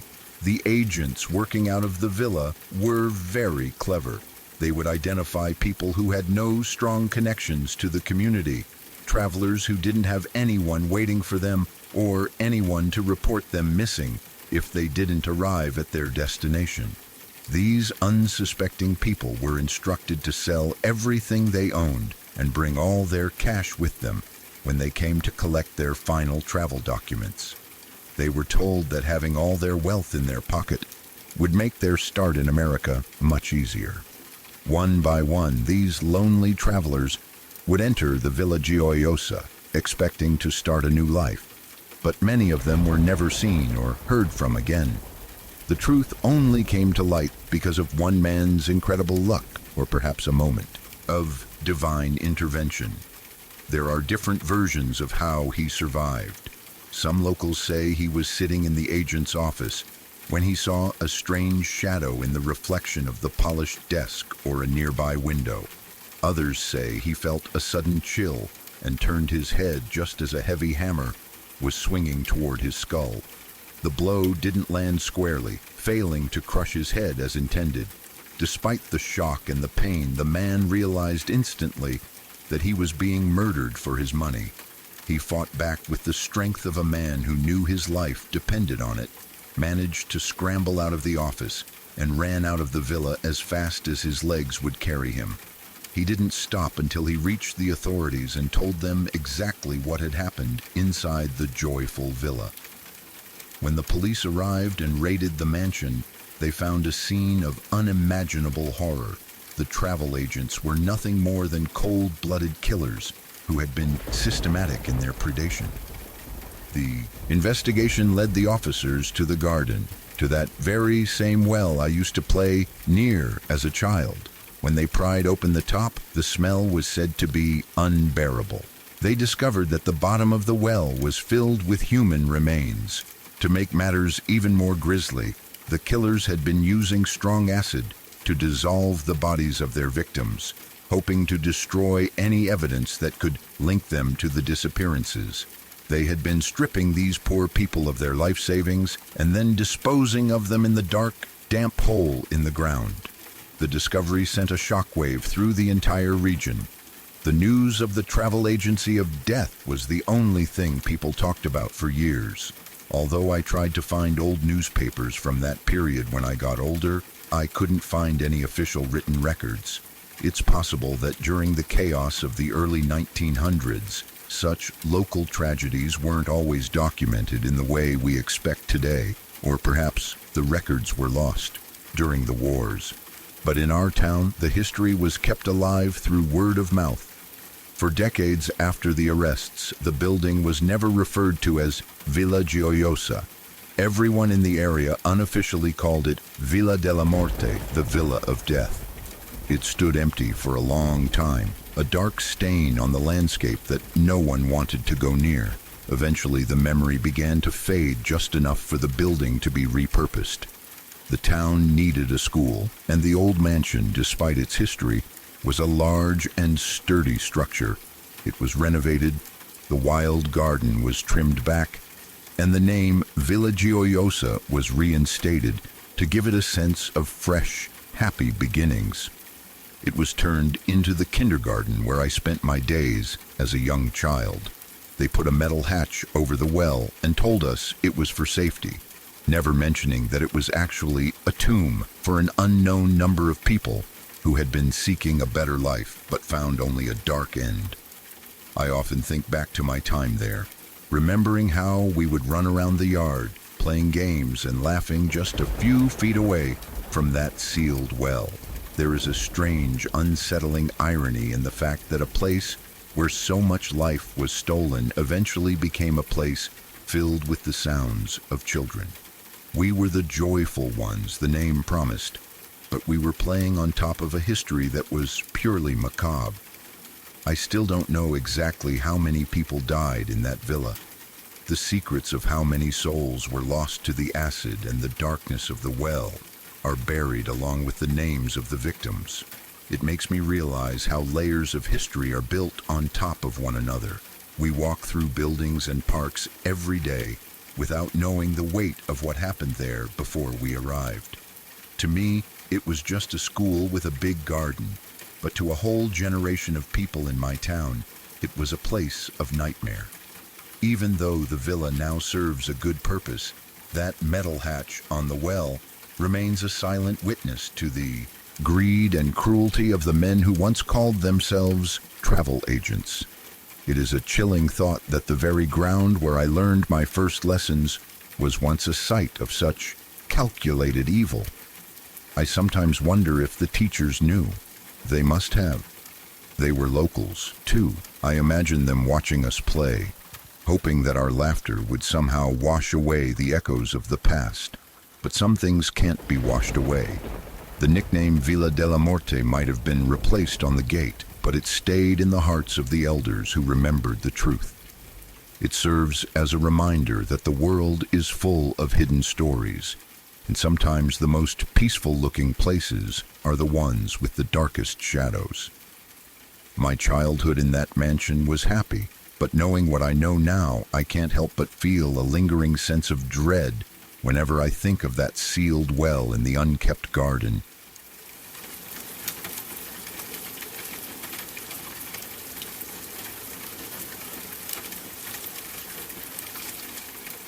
My freshman year of college is something I usually remember in pieces. New independence, long hallways that all looked the same, late nights, and the strange mix of excitement and exhaustion that comes with living in a dorm for the first time. At the time, nothing about that year felt especially dark or dangerous. If anything, it felt routine. Looking back now, that's what makes this story so unsettling. What happened didn't announce itself with screams or alarms. It crept in slowly, quietly, through something as simple and easy to ignore as a smell. I lived on campus in one of the older dorm buildings. It was tall, narrow, and built in a way that made every floor feel like a long tunnel. The second floor was where I spent most of my time. My boyfriend lived at the very end of the hall, so every day I walked the full length of it to see him. It became a habit. I could probably have walked that hallway blindfolded. I knew where the lights flickered slightly, where the carpet dipped, which doors slammed louder than others. It was familiar and safe, or at least I thought it was. One afternoon, while walking down the hall like I had done countless times before, I noticed a smell. It was faint at first, barely noticeable, but distinct enough that it made me wrinkle my nose. It wasn't the usual dorm smells like old food, trash, or mildew. This was different. It was sharp and metallic, almost coppery. At the time, I couldn't quite place it, and because it wasn't overwhelming, I ignored it and kept walking. Over the next few days, I noticed it again and again, always in the same spot. About 3 or 4 rooms down from my boyfriend's room, the smell lingered in the air. It didn't move. It didn't fade. It just hovered there, as if it belonged to that specific section of the hallway. Each time I passed through, it seemed a little stronger. Still, I told myself it had to be something harmless. Maybe a spill. Maybe someone hadn't taken their trash out. Dorms were full of weird smells, and no one ever questioned them too deeply. By the end of that first week, the smell was impossible to ignore. It had grown heavier, thicker, almost sticky in the back of my throat. It made my stomach turn slightly if I breathed too deeply. I started pointing it out to my boyfriend, and soon it became a running joke between us. Every time we walked past that area of the hall, one of us would comment on it. We'd laugh and exaggerate how gross it was, covering our noses and making dramatic faces. Humor was easier than discomfort, and neither of us seriously considered that something was actually wrong. As the days went on, the smell didn't just stay the same. It intensified. It seeped into the carpet, into the walls, into the air itself. It was no longer something you noticed only if you paid attention. It hit you the moment you reached that part of the hall. Other students started commenting on it too. Some complained to each other, some shrugged it off, and some joked about a dead animal in the vents. No one seemed alarmed enough to report it. About a week and a half after I first noticed the smell, everything changed. One morning, the hallway was chaotic in a way I had never seen before. Maintenance workers were moving quickly, hauling equipment, talking in low, urgent voices. Water had started flooding the area directly beneath that room. The ceiling below was dripping steadily, and parts of the hallway floor were wet. People were standing around whispering, confused and annoyed, wondering how something like that could happen. At first, I assumed it was just a plumbing issue. Old buildings have problems. Pipes burst, toilets overflow. It was inconvenient, but nothing more. That's what I thought until I saw the expressions on the faces of the maintenance workers when they came out of that room. They didn't look annoyed or frustrated. They looked shaken. Word spread quickly, as it always does in dorms, even when administrators try to keep things quiet. Someone overheard something they weren't supposed to. Someone else saw something through a partially open door. The details trickled out slowly at first, distorted and incomplete, but horrifying, even in fragments. The single occupant of that room had been capturing small animals. No one knew exactly how long it had been happening. Days, maybe weeks. He had been trapping small animals, killing them inside the dorm room and using their blood to write messages on the walls and bathroom mirror. The writing wasn't random scribbles. It was deliberate, repeated, obsessive. Words and symbols referencing evil and Satan scrawled in dark, drying streaks that had soaked into the paint and glass. The smell suddenly made sense in the most awful way possible. After killing the animals, he attempted to flush their carcasses down the toilet over and over again. That's what caused the flooding. The plumbing couldn't handle it, and eventually, it backed up and burst, sending water and filth down into the floor below. That failure was the only reason anyone discovered what was happening in that room. When maintenance walked in, they weren't prepared for what they found. The room wasn't just messy or dirty, it was something else entirely. The walls, the mirror, the bathroom, everything had been altered, stained, turned into something grotesque. The air inside was thick and overwhelming. It wasn't just the smell of decay. It was the smell of blood, metal, rot, and something deeply wrong. Campus police were called immediately. The student was removed from the dorm and taken to a psychiatric hospital. After that, the school moved fast. Too fast. Within days, the room was sealed off. It was fumigated, stripped, and completely redone. New carpet, new walls, new fixtures. It was as if they were trying to erase the fact that it had ever happened at all. Administrators sent out vague emails about a maintenance issue and reassured students that there was no danger. They didn't mention animals. They didn't mention blood.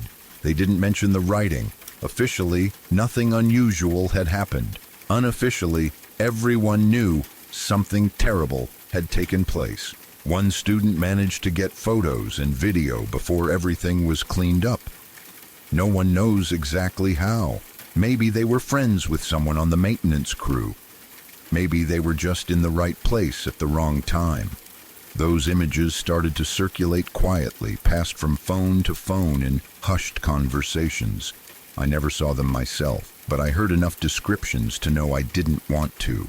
The administration found out quickly. That student was cornered, pressured, and forced to delete everything. The images vanished as if they had never existed. Anyone who talked too openly about what happened was warned to stop spreading rumors. The message was clear. Forget this. Move on. But it wasn't that easy. The room number became a whispered detail. Room 213. People avoided walking past it, even after it was reopened. Some students refused to live near it. Others claimed the smell never fully went away, that on certain days, if the air was right, you could still catch a faint trace of copper lingering in the hallway. I walked past that door countless times after everything happened. Every time I felt a tightening in my chest. The hallway looked the same. The carpet was clean. The walls were freshly painted. But knowing what had happened there changed everything. It was impossible to look at it as just another dorm room. What unsettled me most wasn't just the act itself, horrific as it was. It was how easily it went unnoticed, how something so disturbing could exist right next to normal college life. Students studying, laughing, living their lives, completely unaware that a few doors down, something deeply wrong was unfolding behind a closed door. Even now, years later, I still get chills thinking about it. The smell I ignored, the jokes we made, the way the school tried to erase it all. Sometimes I think about how close we all were to something truly dangerous, and how it was only discovered because a toilet backed up at the wrong moment.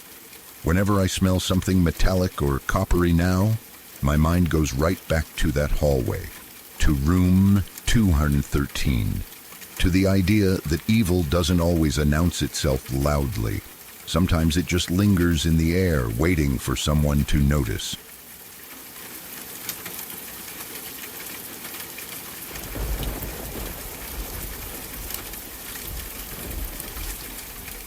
June 4th, 1629. Just before dawn, off the remote coast of what is now Western Australia, a massive Dutch ship named the Batavia struck a coral reef with a violent jolt. The sound of wood tearing apart echoed across the dark water. Panic spread instantly. The Batavia was no ordinary ship. It belonged to the Dutch East India Trading Company, the richest company in human history when adjusted for inflation.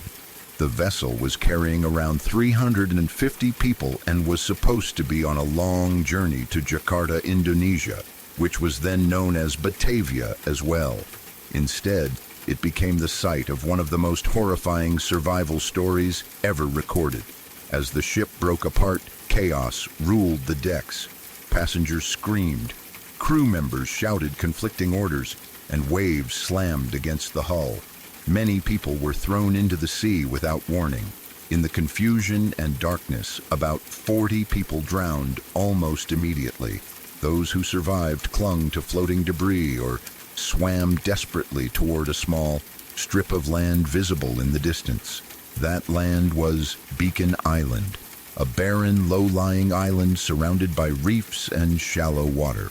Around 300 people managed to reach Beacon Island alive. At the time, it felt like a miracle. They believed they had reached safety. But in truth, what waited for them there was far worse than the storm or the sea. Looking back, the 40 who drowned may have been the lucky ones. Beacon Island had almost no fresh water, very little food, and no shelter from the harsh sun. The survivors were exhausted, injured, and terrified. Supplies that washed ashore were limited and disorganized. Leadership quickly became a problem.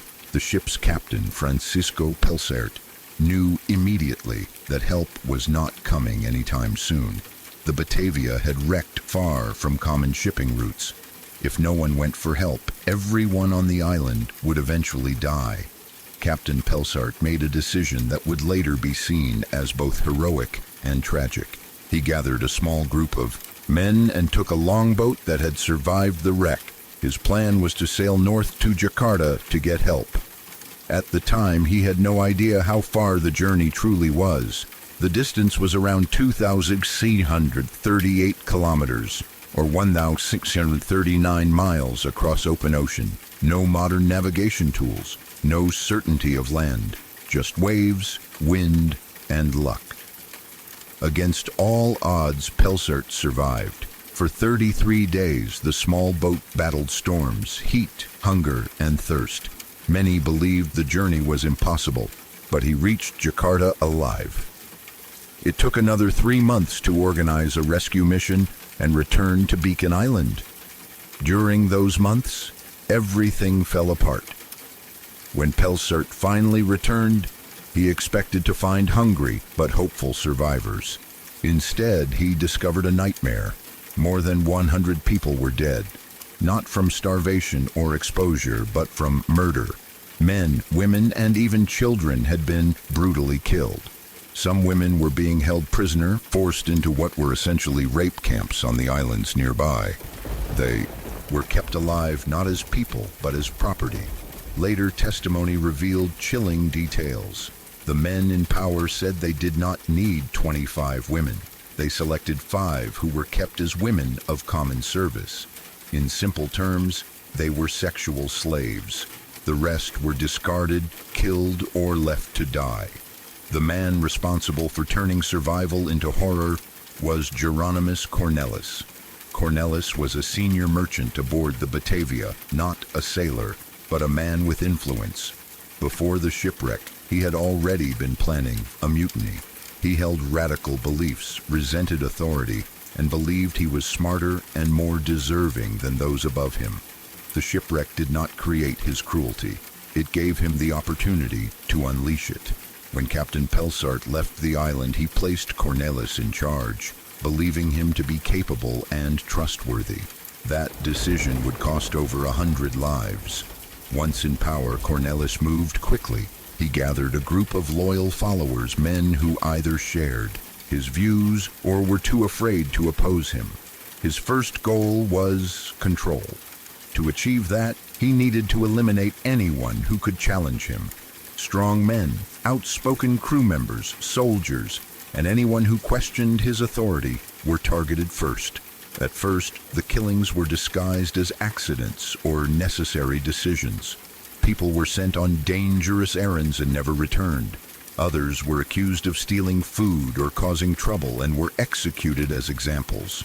Over time, the violence became more open and more cruel. The weak were next. The sick, The elderly, women with children, and anyone seen as a burden on supplies were killed. Babies were drowned or strangled. Cornelis himself was said to have strangled one baby to death with his own hands. Most of the killings, however, were carried out by his followers under his direct orders. The island became a place of terror. People slept in fear, knowing that a wrong look or word could mean death. Trust vanished. Survival was no longer about food or water. It was about avoiding attention. Some survivors were sent to nearby islands under the excuse of searching for water. In reality, Cornelis believed they would die. What he did not know was that those people found fresh water and managed to arm themselves. They organized quietly, waiting for the right moment. By the time Captain Pelsart returned, the balance of power had begun to shift. Cornelis and his followers were no longer untouchable. When Pelsart learned what had happened, he acted immediately. Cornelis was arrested and put on trial right there on the islands. The details of the trial revealed the full scale of the horror. Around 120 murders had been committed under Cornelis's rule. The crimes were described as savage, unnecessary, and driven by power rather than survival. Witnesses spoke of drownings, stabbings, beatings, and executions carried out without mercy. Cornelis showed little remorse. He tried to justify his actions, claiming they were necessary for survival and order. The court did not agree. His sentence was severe. Before he was executed, his hands were chiseled off as punishment for his crimes. After that, he was hanged. Several of his followers were also executed or left behind on the Australian mainland as punishment, a fate that likely meant death. When the final rescue was complete, only about 80 people survived the entire ordeal. Out of 350 who had set sail on the Batavia, more than 3/4 were dead. Some died to the sea, but most died at the hands of other humans. The story of the Batavia is not just a shipwreck story. It is a story about what happens when authority collapses, when power is given to the wrong person, and when fear replaces morality. On a small island surrounded by endless ocean, civilization disappeared frighteningly fast. What remained was raw human behavior, stripped of law, structure, and compassion. Even today, the Batavia stands as one of the darkest survival stories in history. Not because nature was cruel, but because people were.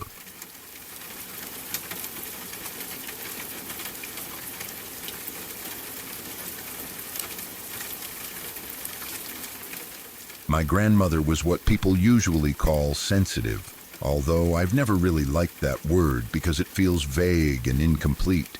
It doesn't fully explain what she was like. Still, it's the closest description I have.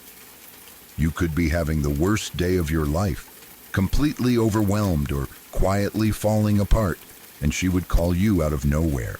She'd say she had a feeling you needed to talk. It wasn't dramatic or mystical. She never claimed special powers or made a show of it. She just knew. Distance didn't seem to matter. She could be busy, distracted, doing her own thing, and still somehow feel when someone she loved was in distress. It happened too often to be coincidence. At the same time, she avoided anything overtly paranormal. She hated ghost stories. She wouldn't watch horror movies. And while she was deeply spiritual, she refused to talk about her personal beliefs. If you asked her directly what she believed, she would gently change the subject. It was as if speaking about it openly made it weaker or dangerous. I think I inherited whatever it was she had. That's the part that's hardest to explain and even harder to say out loud without feeling ridiculous. My entire life, I've just known things, not facts, not information, feelings, states, presences. When I tried to explain it to my wife recently, the closest analogy I could come up with was that it's like a smell, but instead of using your nose, you feel it with your skin. An awareness that wraps around you, a certainty that doesn't come from thought. Like my grandmother, I know what people are really feeling, even when they don't say it, even when they're trying to hide it. It's not something I consciously analyze, I just know. And beyond people, I've always been able to sense something else. I don't have a good word for it. I don't know what it is. During my freshman year of college, I spent a full year ghost hunting, not because I believed in ghosts, but because I wanted answers. I wanted to understand what I was sensing. I wanted a framework that made sense. I never found one. I don't believe in ghosts, at least not in the way they're usually described. But I do believe there are things we don't understand, things we don't have language for yet. Growing up, we lived in an old townhouse that sat on land once owned by a man named Lee Masters in Carroll County, Maryland. You can look him up if you want. He was a genuinely monstrous person. He owned a huge amount of land and ruled it like a tyrant.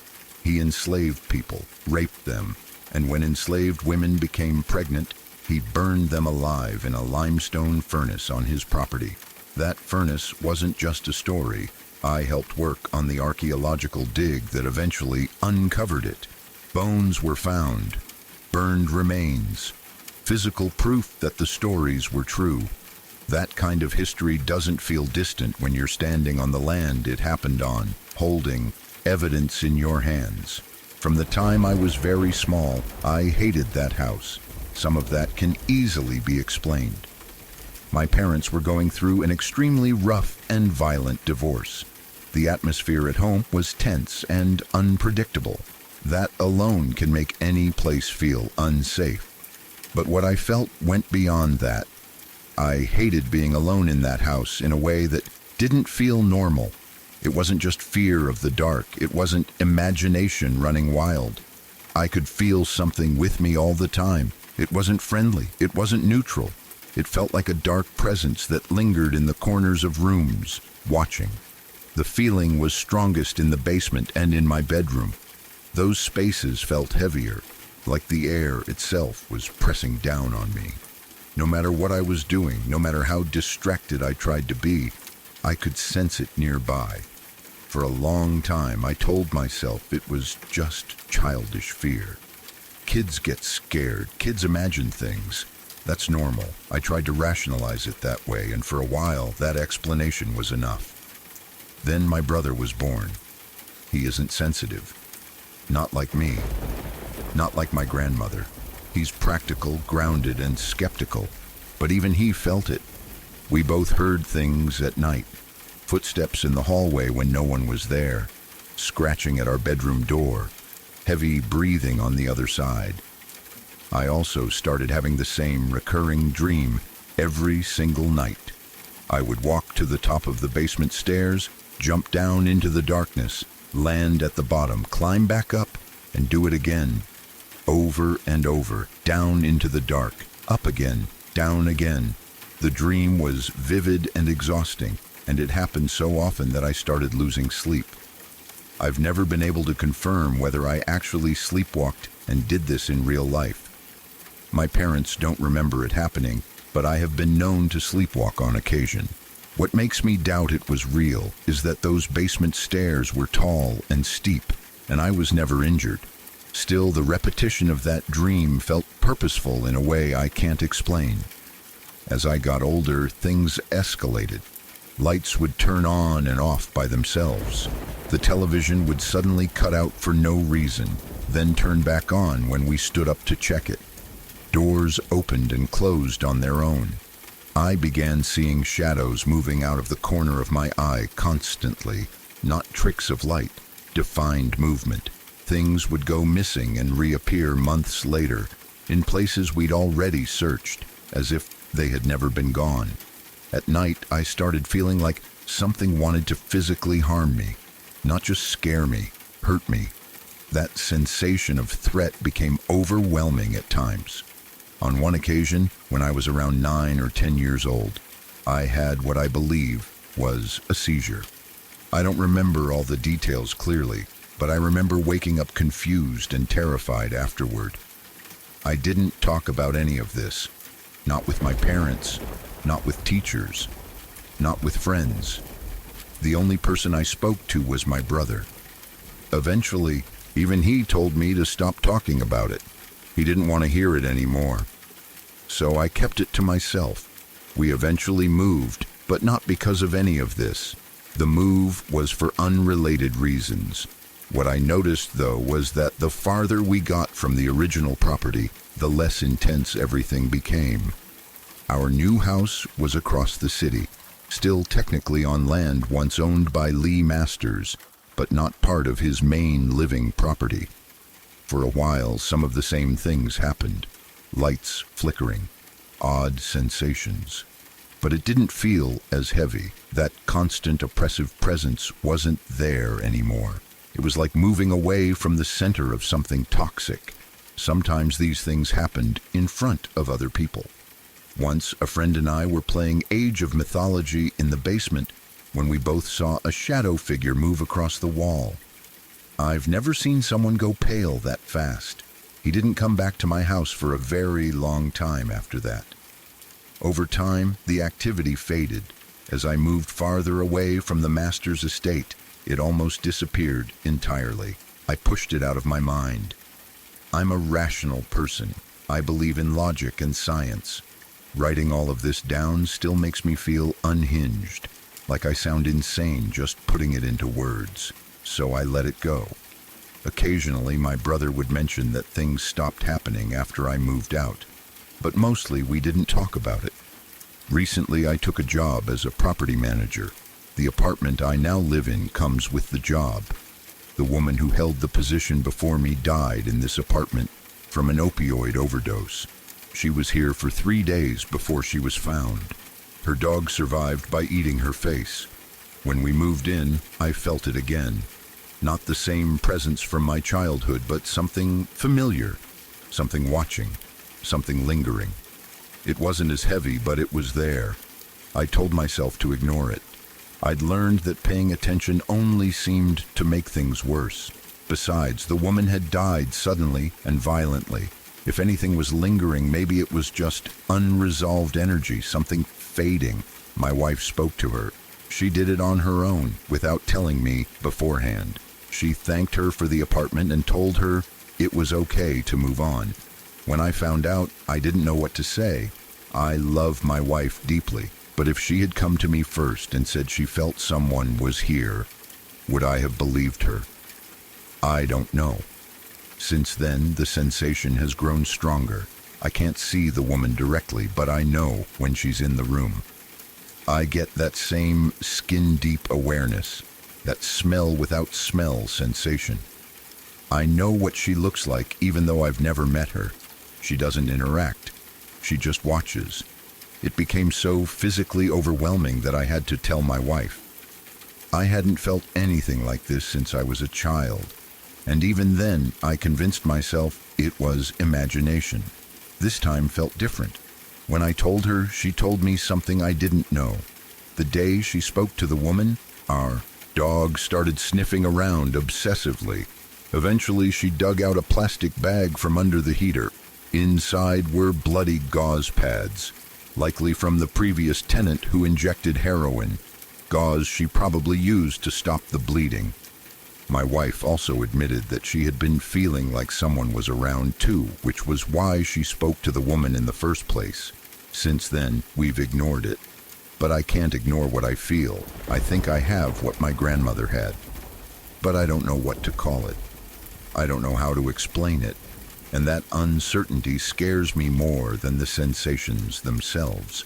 Sometimes I wonder if consciousness is a natural phenomenon, like radio waves, and our bodies are just antennas tuned to certain frequencies for a while. Maybe her frequency is still vibrating here.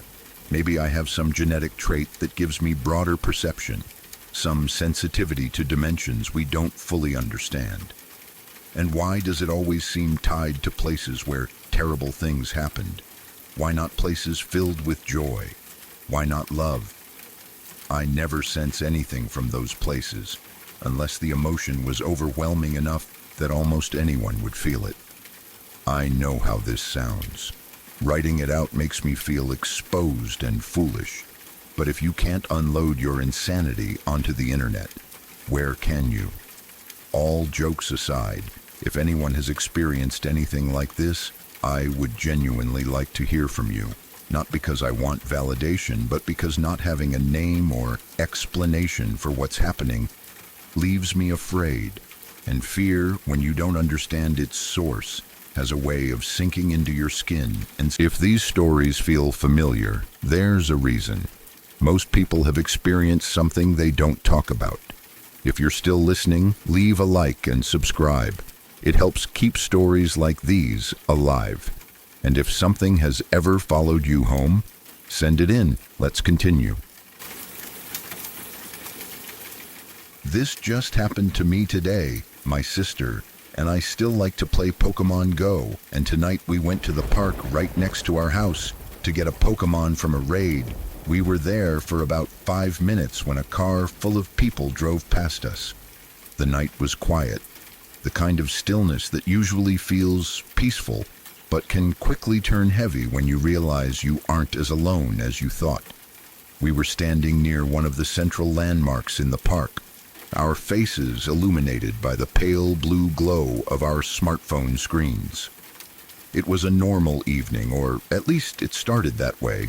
We have been playing this game for years, and it has become a bit of a tradition for us to wander over to the local park when a rare, legendary raid appears.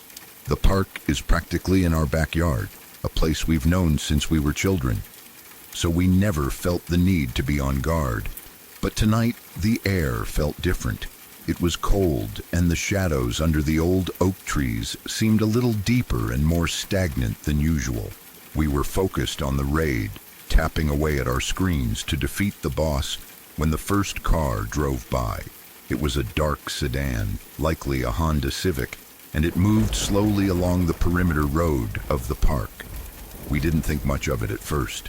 People often drive through the park to clear their heads or look at the stars. But then, only a minute later, the same car appeared again. It rounded the corner from the opposite direction, its headlights cutting through the darkness and sweeping across our legs. This time I felt a slight prickle of unease at the back of my neck. My sister didn't seem to notice. She was too busy trying to catch the Pokemon that had just appeared on her screen. I tried to shake off the feeling, telling myself that it was a public park and people were allowed to drive wherever they wanted. However, the car didn't leave. It circled the block and came back a third time, and this time it slowed down even more as it passed our position. The windows were tinted, making it impossible to see exactly who was inside, but I could make out the silhouettes of several people. As the car crawled past us at a walking pace, I noticed that the passengers were leaning toward the glass, their faces turned directly toward us.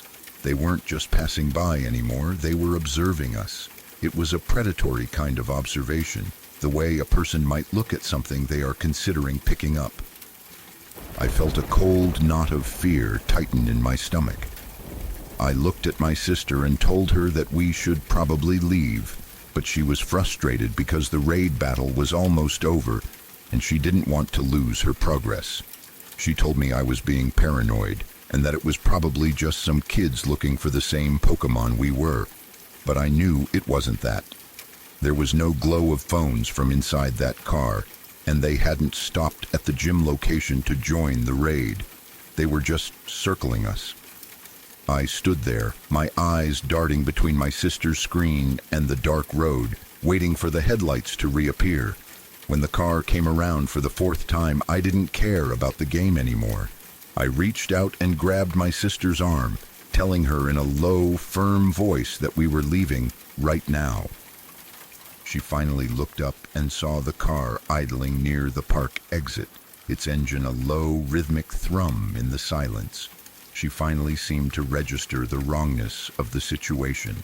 The car stayed there for a few seconds, its brake lights glowing like two angry red eyes in the dark, before it slowly pulled away and disappeared around the corner.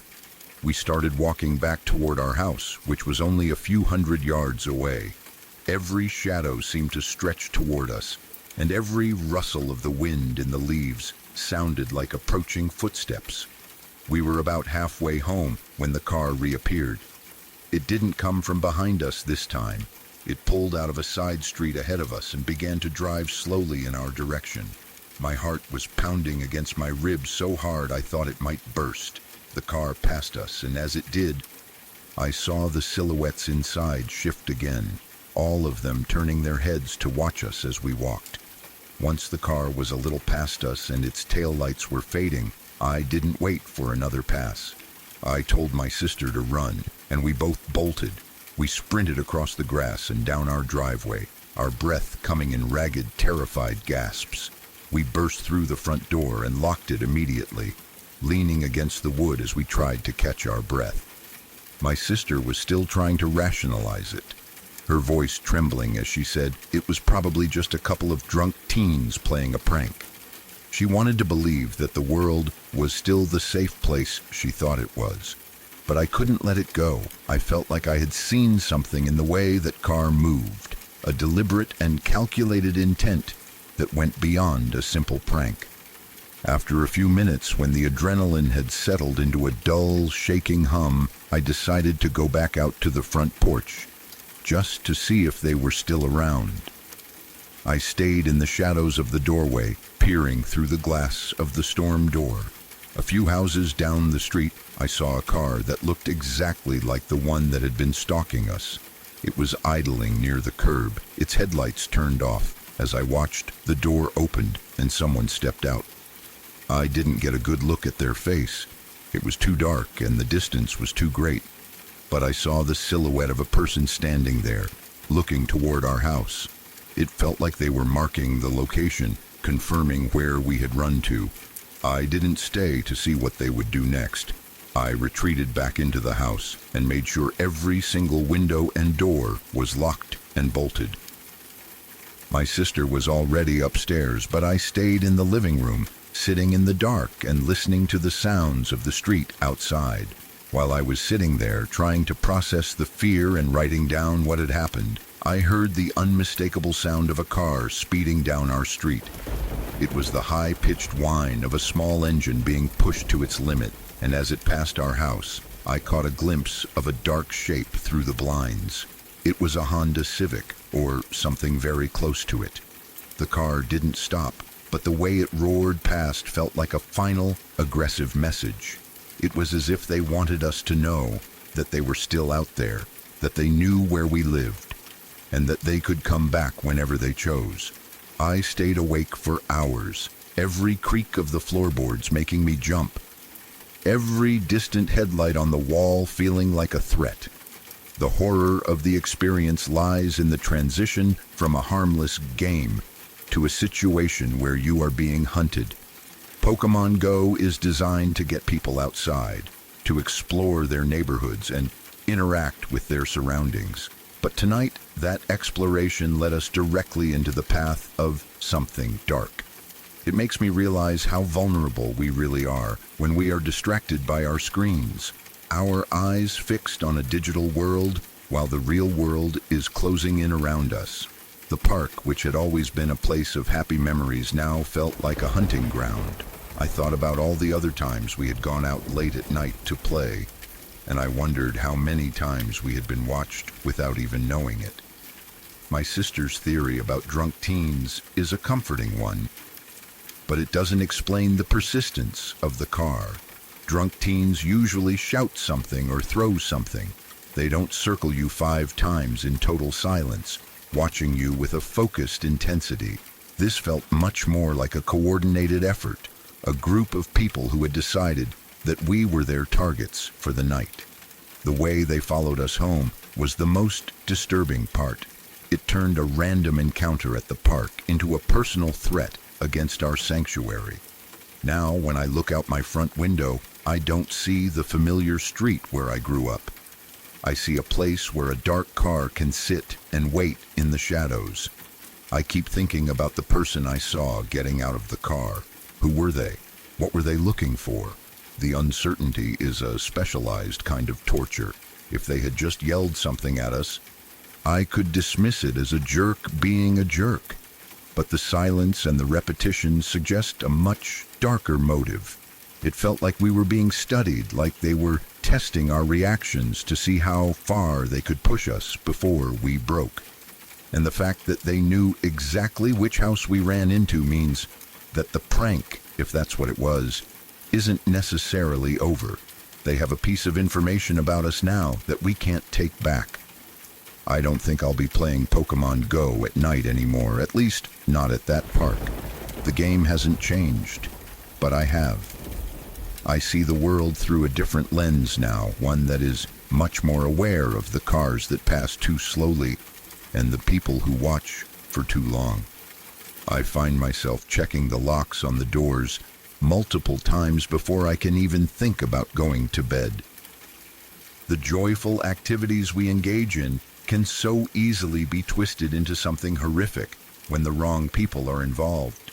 It's a reminder that we are never as safe as we think we are, even in our own neighborhoods, and even when we are just a few steps from our own front doors. The sound of that car speeding away is still echoing in my mind. It was a loud, defiant noise that seemed to mock our fear. It was the sound of someone who knew they had gotten away with something, someone who had enjoyed the power they held over us for those few minutes. I hope that it really was just a group of stupid kids who didn't realize how much they were terrifying us. But the darker part of my mind tells me otherwise. It tells me that there is a reason they were out there tonight, and there is a reason they chose us. The world is full of predators who look for the distracted and the vulnerable, and tonight, for a few minutes, that was us. I find it terrifying how quickly your perception of a place can be destroyed. The park was my favorite place to relax, to walk the dog, or to just sit and think. Now it's the place where the car circled.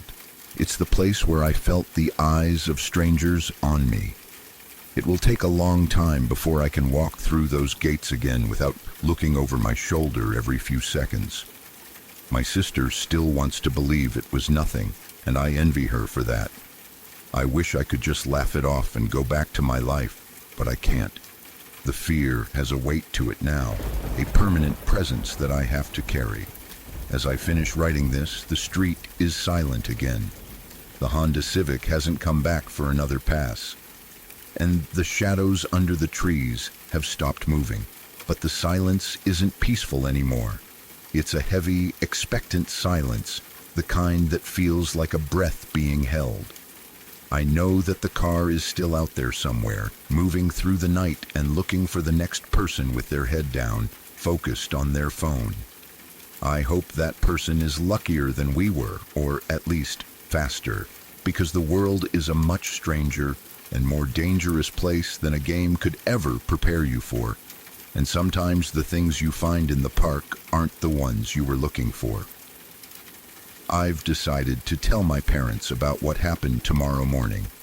I don't want to worry them, but I think it's important that they know there was a suspicious car in the neighborhood. We need to be more careful, to look out for each other, and to never take our safety for granted. The fucked up stuff that happens in the world isn't always a headline on the news. Sometimes it's just a car that passes you one too many times in a quiet park. It's a lesson that I learned the hard way tonight, and it's a lesson that I will never forget as long as I live in this house. If you ever find yourself out late at night, playing a game or just enjoying the air, please stay aware of your surroundings. Don't let your screen be the only thing you see. Look at the cars, look at the people, and listen to that small voice in your head that tells you when something is wrong. That voice is your oldest and best friend, and tonight it was the only thing that kept me and my sister safe. The park is still there, and the Pokemon are still there, but the world is a little bit darker now, and the car is still out there, somewhere in the night, waiting for the next raid to start. I keep looking at the lock on the front door, making sure the bolt is turned all the way. It's a small metal thing that is supposed to keep the world out, but it feels so insignificant after what I saw tonight. A car full of people can follow you home, can watch where you live, and can disappear into the night before anyone even knows they were there. It's a specialized kind of horror, the realization that you are being watched by people who have no face and no name, but who know exactly who you are. The night continues and the stars are still shining, but for me, the magic of the evening has been replaced by a deep, lingering dread. The Honda Civic is a common car, one that you see 100 times a day, and that's what makes it so effective as a tool for stalking. It blends in. It doesn't stand out. It could be anyone, and that means it could be anywhere. I'll be looking at every dark sedan I see for the next few weeks, wondering if it's the same one, wondering if the people inside are the same ones who watched us in the park. It's a cycle of paranoia that I didn't ask for, but it's the price I have to pay for what happened tonight. Stay safe, stay vigilant, and never forget that the shadows are always watching.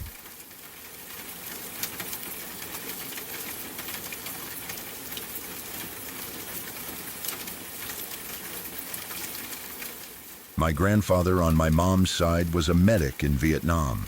He always rode in on those Hueys, the iconic helicopters that defined the era, and his job was usually to help wounded soldiers, not Marines specifically, but the army grunts who were out in the thick of the jungle. He passed away last year, not long after my grandmother, but the memory of our final conversation still sits heavily in my mind. The last time I saw him alive, he seemed different. There was a weight in the air, a gravity that hadn't been there before.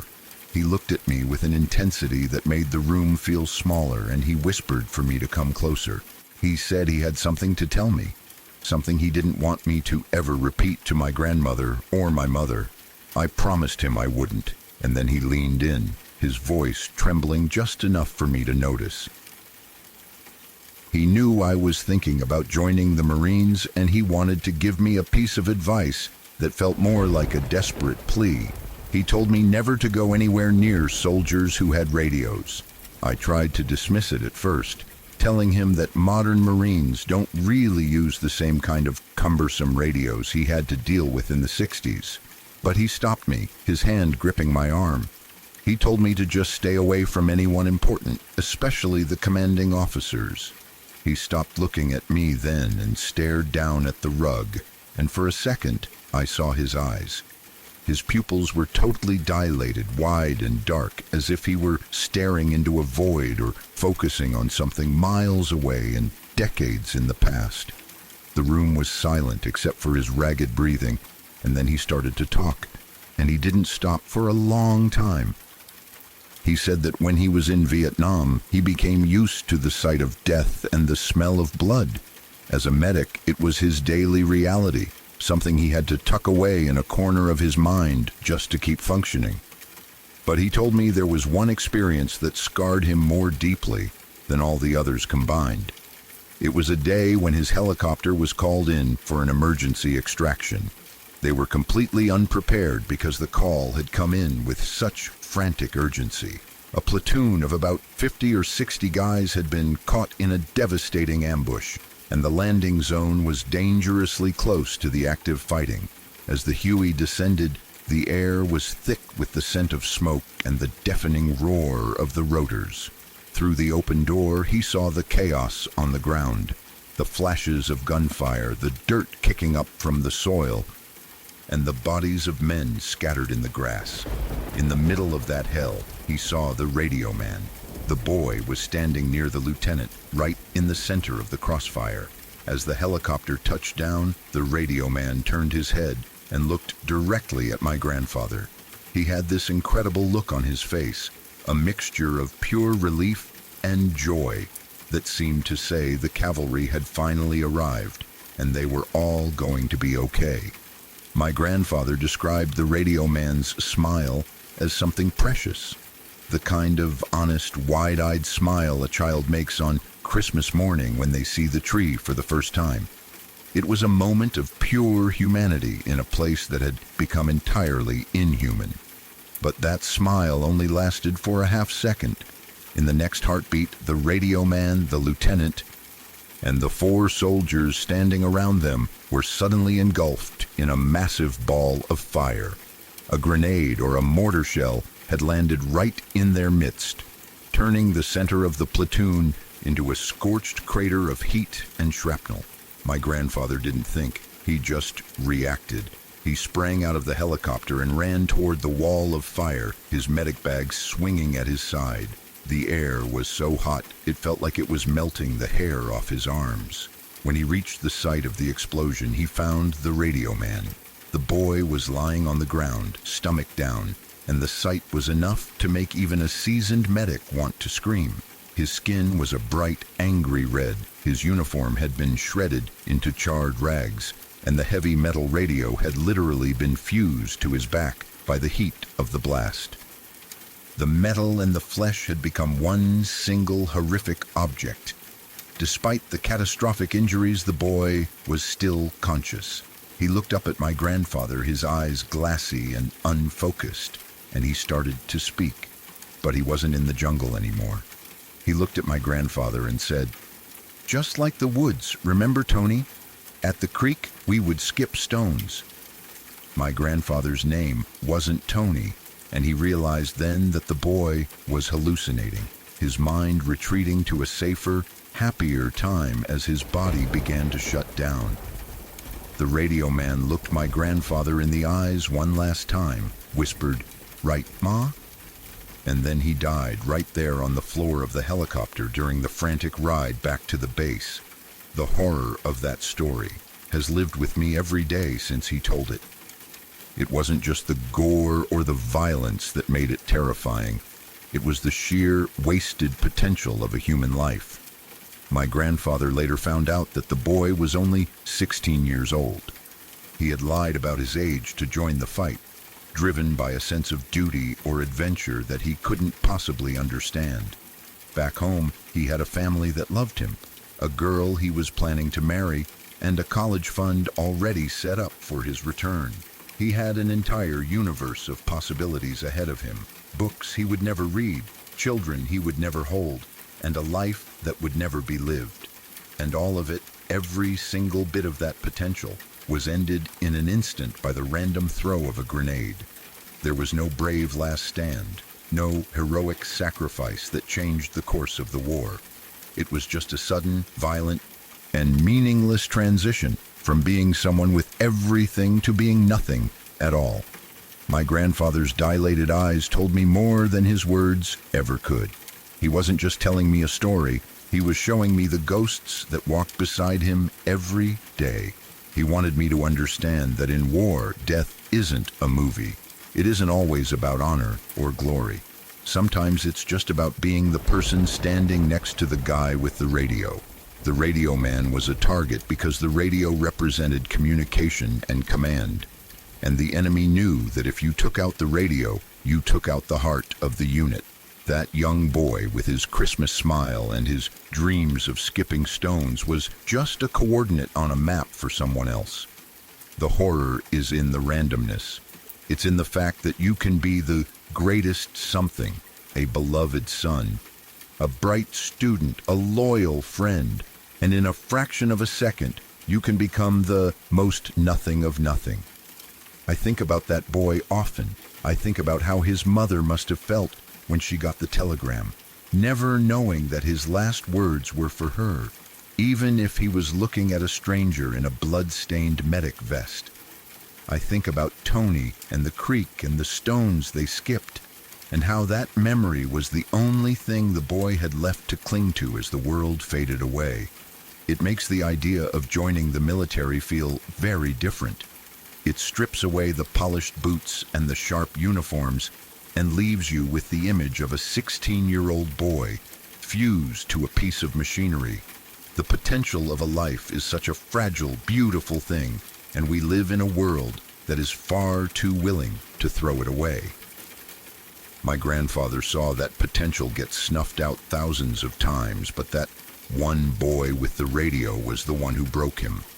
The dilated pupils I saw in my grandfather's eyes haunt me. It was like he was still on that Huey, still feeling the vibration of the engine and the heat of the fire. He was a medic, a man whose life was dedicated to healing, yet he was forced to be a witness to a destruction he couldn't stop. He carried the weight of that 16-year-old's death for over 50 years, keeping it secret from his wife and his daughter, only letting it out when he knew his own time was almost up. He wanted to pass that burden to me, not to hurt me, but to protect me. He wanted me to see the world through his eyes for just a moment so that I would understand the true cost of the path I was considering. He wanted me to know that when you go to war, you aren't just risking your life. You're risking your very existence and everything you could have ever been. The nothing of nothing is a phrase that stays with me. It describes a kind of void that is hard to wrap your head around.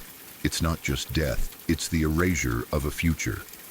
When that boy died, every version of the man he was supposed to become died with him.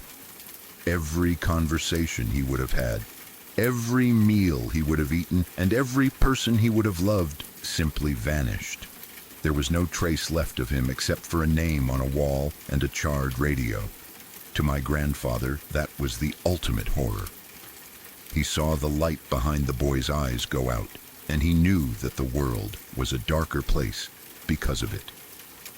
He wanted me to realize that I am a something right now. I have a family, I have goals, and I have a future, and he didn't want to see me become a nothing on some faraway battlefield. As I look back on that conversation, I realize it was a gift of honesty in a world that often prefers comfortable lies. He didn't tell me about the medals or the brotherhood. He told me about the smell of burnt skin and the hallucinations of a dying child. He told me about the Christmas smile that was gone in half a second. It was a specialized kind of horror, one that doesn't need ghosts or monsters to make your skin crawl. It only needs the truth of what we do to each other. My grandfather died a few months later, and I hope he finally found the peace that he couldn't find here on Earth. I hope he's somewhere where the Hueys don't fly and the radios don't matter. But for me, the story remains a permanent part of my life, a warning from the past that I will never forget. The choice to join the Marines is no longer a simple one for me. I see the face of the 16-year-old radio man in every recruiting poster and every commercial. I hear my grandfather's voice telling me to stay away from the officers and the radios. I understand that the glory people talk about is often just a thin veil over a much darker reality. The potential of a life is too high a price to pay for a few seconds of combat, especially when that death is as random and meaningless as a grenade in a jungle clearing. I am grateful for the something that I am today, and I am much more careful with my future than I ever was before. My grandfather's dilated eyes saw the truth, and now, thanks to him, I see it too. I think about the Tony at the creek. I wonder if he ever knew what happened to his friend. I wonder if he still remembers skipping those stones, or if that memory is only kept alive by me, a stranger who heard it from a dying medic. It's a strange way for a memory to survive, passed from a dying boy to a young medic, and then down through the generations to me. But it's a memory that carries a heavy lesson. It reminds us that every person we see in a uniform is a person with a history, a family, and a favorite spot by a creek. They aren't just soldiers or Marines. They are children who are far too young to be seeing the bad shit my grandfather mentioned. The horror of war is often told through grand narratives of a strategy and conquest. But the real horror is found in the small, intimate moments. It's found in the smile of a boy who thinks help has arrived, only to be consumed by fire a moment later. It's found in the smell of a radio fused to a human spine. It's found in the final, confused words of a child looking for his mother. My grandfather lived through that horror every day, and he carried it with him until his final breath. He was a hero in my eyes, not because of the lives he saved, but because of the way he cared for the ones he couldn't save. He gave them a witness, someone to hold their hand and listen to their final words, even when those words were meant for someone else. If I ever have a grandson of my own, I hope I don't have a story like that to tell him. I hope I can tell him about a world that learned to value the something in every person. I hope I can tell him about a world where skipping stones at a creek is the most important thing a 16-year-old has to worry about. But until then, I will keep my grandfather's story alive as a warning and a tribute. I will remember the dilated eyes and the Christmas smile, and I will never go near the radios. I will cherish the chance in life that I have, knowing that it was paid for by the silence of those who never got their chance.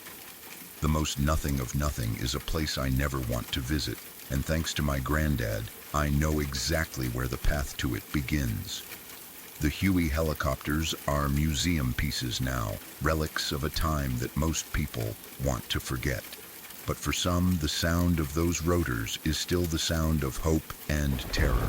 For my grandfather, it was the sound of his youth being spent in the service of a tragedy.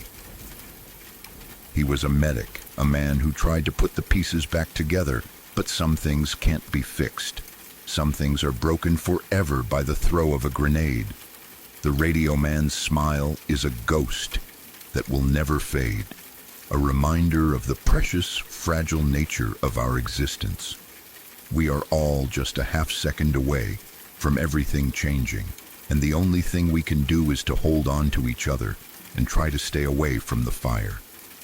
I think my grandfather knew he was going to die soon when he told me that story. He wanted to make sure his most important lesson was passed on. He had seen the most nothing of nothing, and he wanted to make sure his family stayed on the side of the something. It was a final act of love from a man who had seen the worst of humanity and still found the strength to care about his grandson's future. I am glad I got to see him one last time, and I am glad he chose to share that burden with me. It's a heavy weight, but it's one that keeps me grounded and reminds me of the true value of a life. The world is full of potential, full of 16-year-olds with college setups and girls back home and families that love them. We have to be the ones who protect that potential. We have to be the ones who say that a life is worth more than a piece of territory or a political goal. We have to remember the radio man and the lieutenant and the 4 soldiers who were engulfed in fire, and we have to make sure their stories aren't lost to the jungle of history. My grandfather did his part by telling me, and now I am doing my part by remembering. The rug in his room, the rug he was staring at with those wide, dilated eyes, is probably still there. But the man is gone. Only the story remains, a haunting, horrific, and beautiful reminder of what it means to be human in a world that sometimes forgets.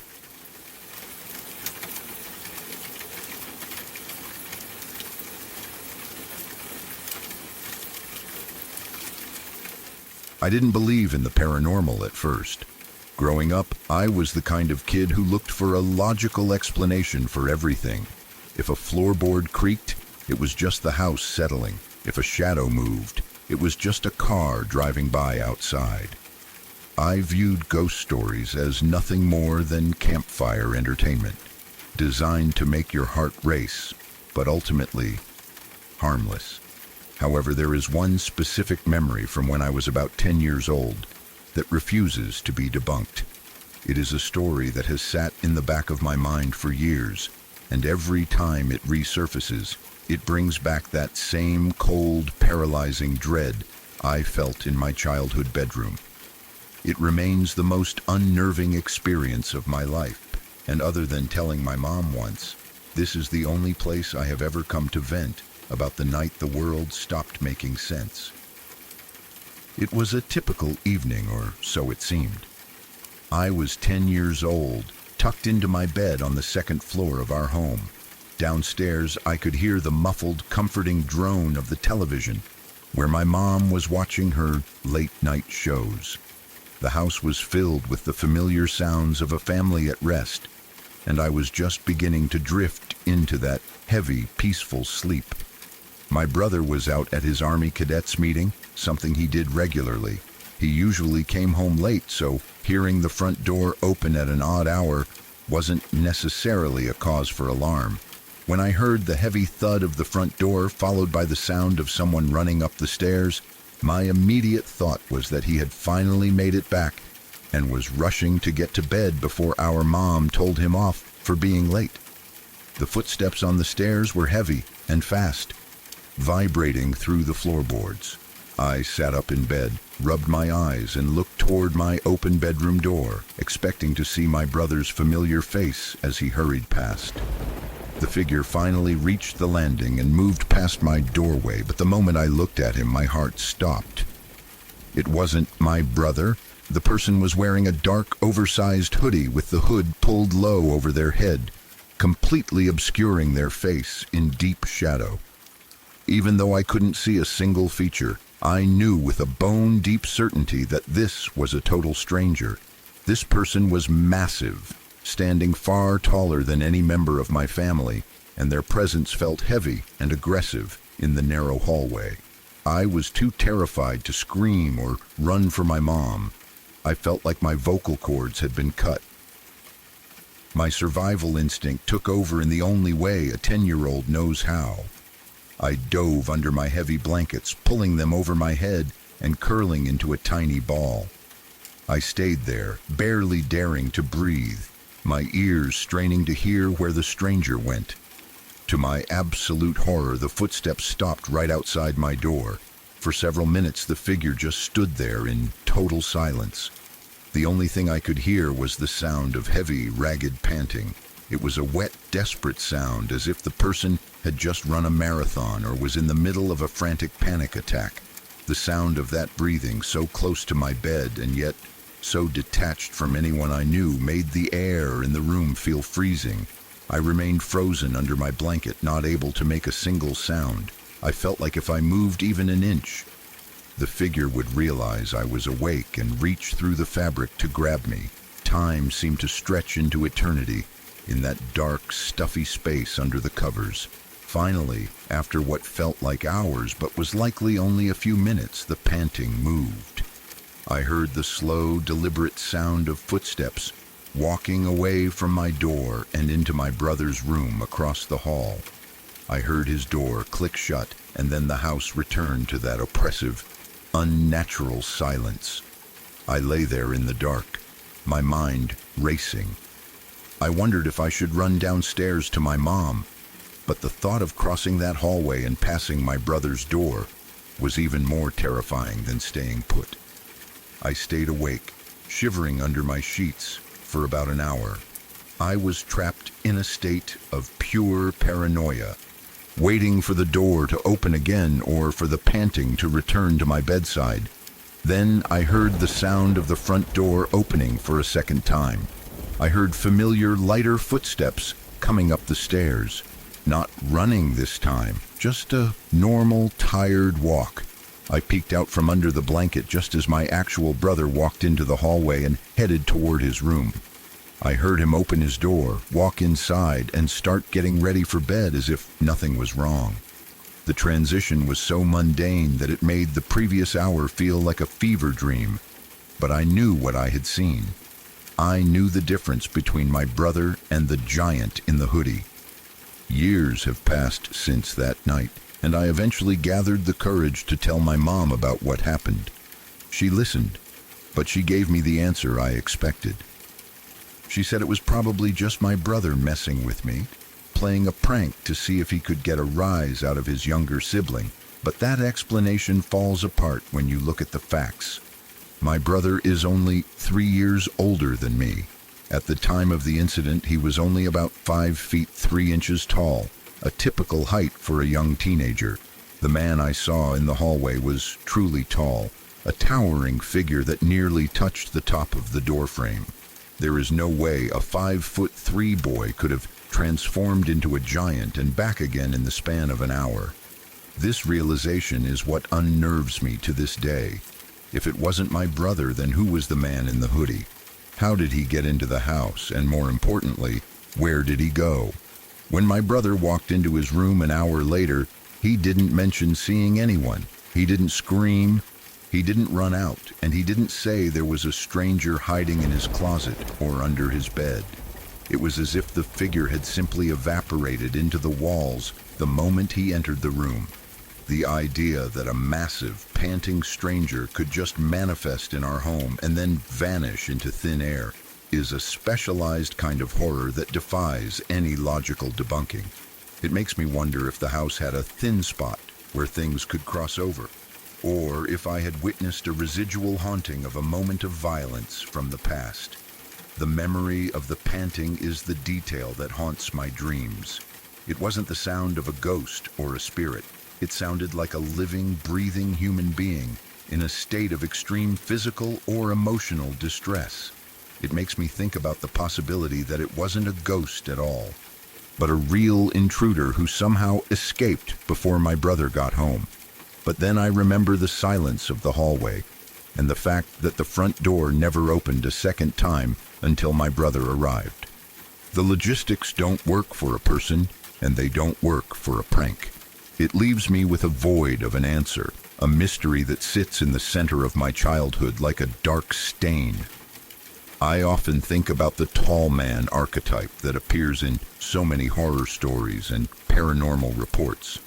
There seems to be a common thread of people seeing these oversized, shadowed figures in hoodies or trench coats, often standing still and watching. For me, he wasn't just a shadow. He was a physical presence that moved the air and made the floor creak. The height difference is the most haunting piece of evidence. I can still see that silhouette in my mind. The way he towered over everything in the hallway, making the ceiling seem low and claustrophobic. It was a sight that no 10-year-old should ever have to process, especially when you're alone in the dark. My mom's skepticism is a comfort to her, but for me, it feels like a dismissal of a trauma. I know what I saw, and I know how I felt. That paralyzing fear wasn't a product of an overactive imagination. It was a reaction to a genuine threat. Even now, as an adult living in my own place, I find myself checking the hallways at night. I look at the doorways and I listen for the sound of heavy breathing. The paranormal isn't just a theory for me anymore. It's a memory of a night when the rules of the world were suspended. It proves that you can be in your own home, with your family just a floor away, and still be completely and utterly alone in the face of the unknown. I'm glad I found a place to vent about this, because keeping it bottled up only makes the memory feel heavier. It's a story that doesn't have a satisfying conclusion or a clear explanation, and maybe that's why it's so scary. It's a lingering question mark that reminds me that we are never as safe as we think we are. The fucked up stuff in the world doesn't always happen to other people on the news. Sometimes it happens in your own hallway at 10 years old. I survived that night, but a part of that 10-year-old kid is still under those blankets, waiting for the panting to stop and the sun to come up. The house we lived in wasn't particularly old or famous for being haunted, but after that night, I never looked at it the same way. I started noticing other small things, cold spots in the hallway, the feeling of being watched when I was in the kitchen, and the way the cat would hiss at empty corners. It was as if the man in the hoodie had opened a door that couldn't be fully closed. He was a visitor from a place of shadows and heavy breathing, and he left a permanent mark on the atmosphere of our home. I often wonder if the people living there now ever hear someone running up the stairs in the middle of the night, or if they've ever seen a tall silhouette standing outside their bedroom door. The fact that he went into my brother's room is the part that still makes my skin crawl. What was he doing in there for that hour?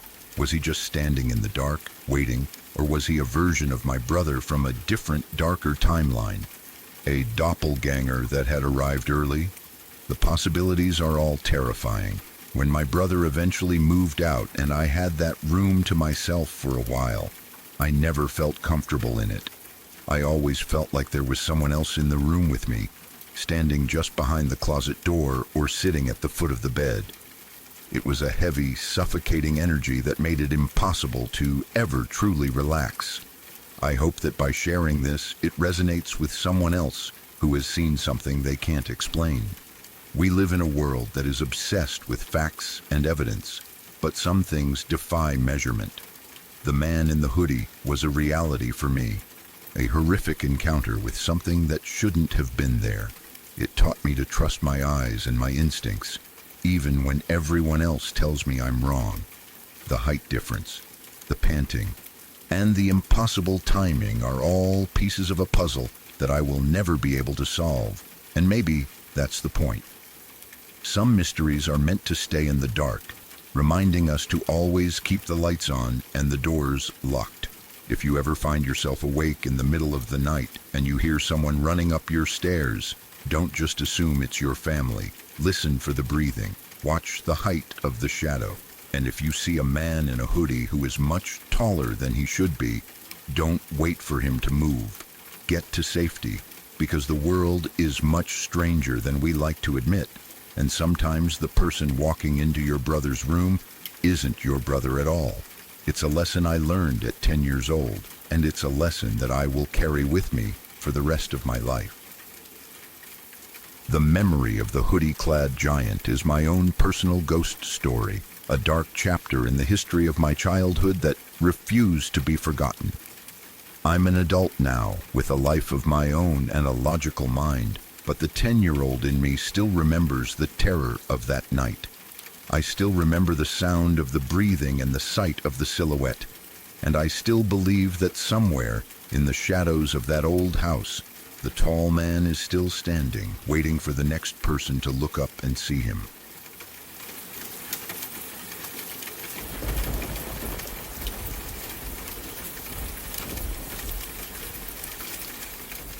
This one time I was home alone watching Insidious for the 5th time, and looking back, I still don't really know why I chose that specific movie.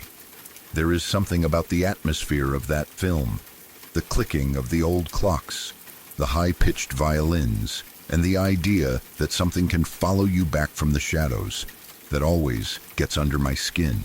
Being home alone in a large, quiet house usually makes me a bit jumpy anyway. But I figured that since I had seen it so many times, it wouldn't be able to scare me anymore. I thought I was immune to the jump scares and the creepy face of the red demon, but I was wrong. The house felt heavier that night, the silence between the movie's scenes pressing in on me like a physical weight. Every creak of the floorboards and every groan of the settling wood seemed to sync up with the tension on the screen.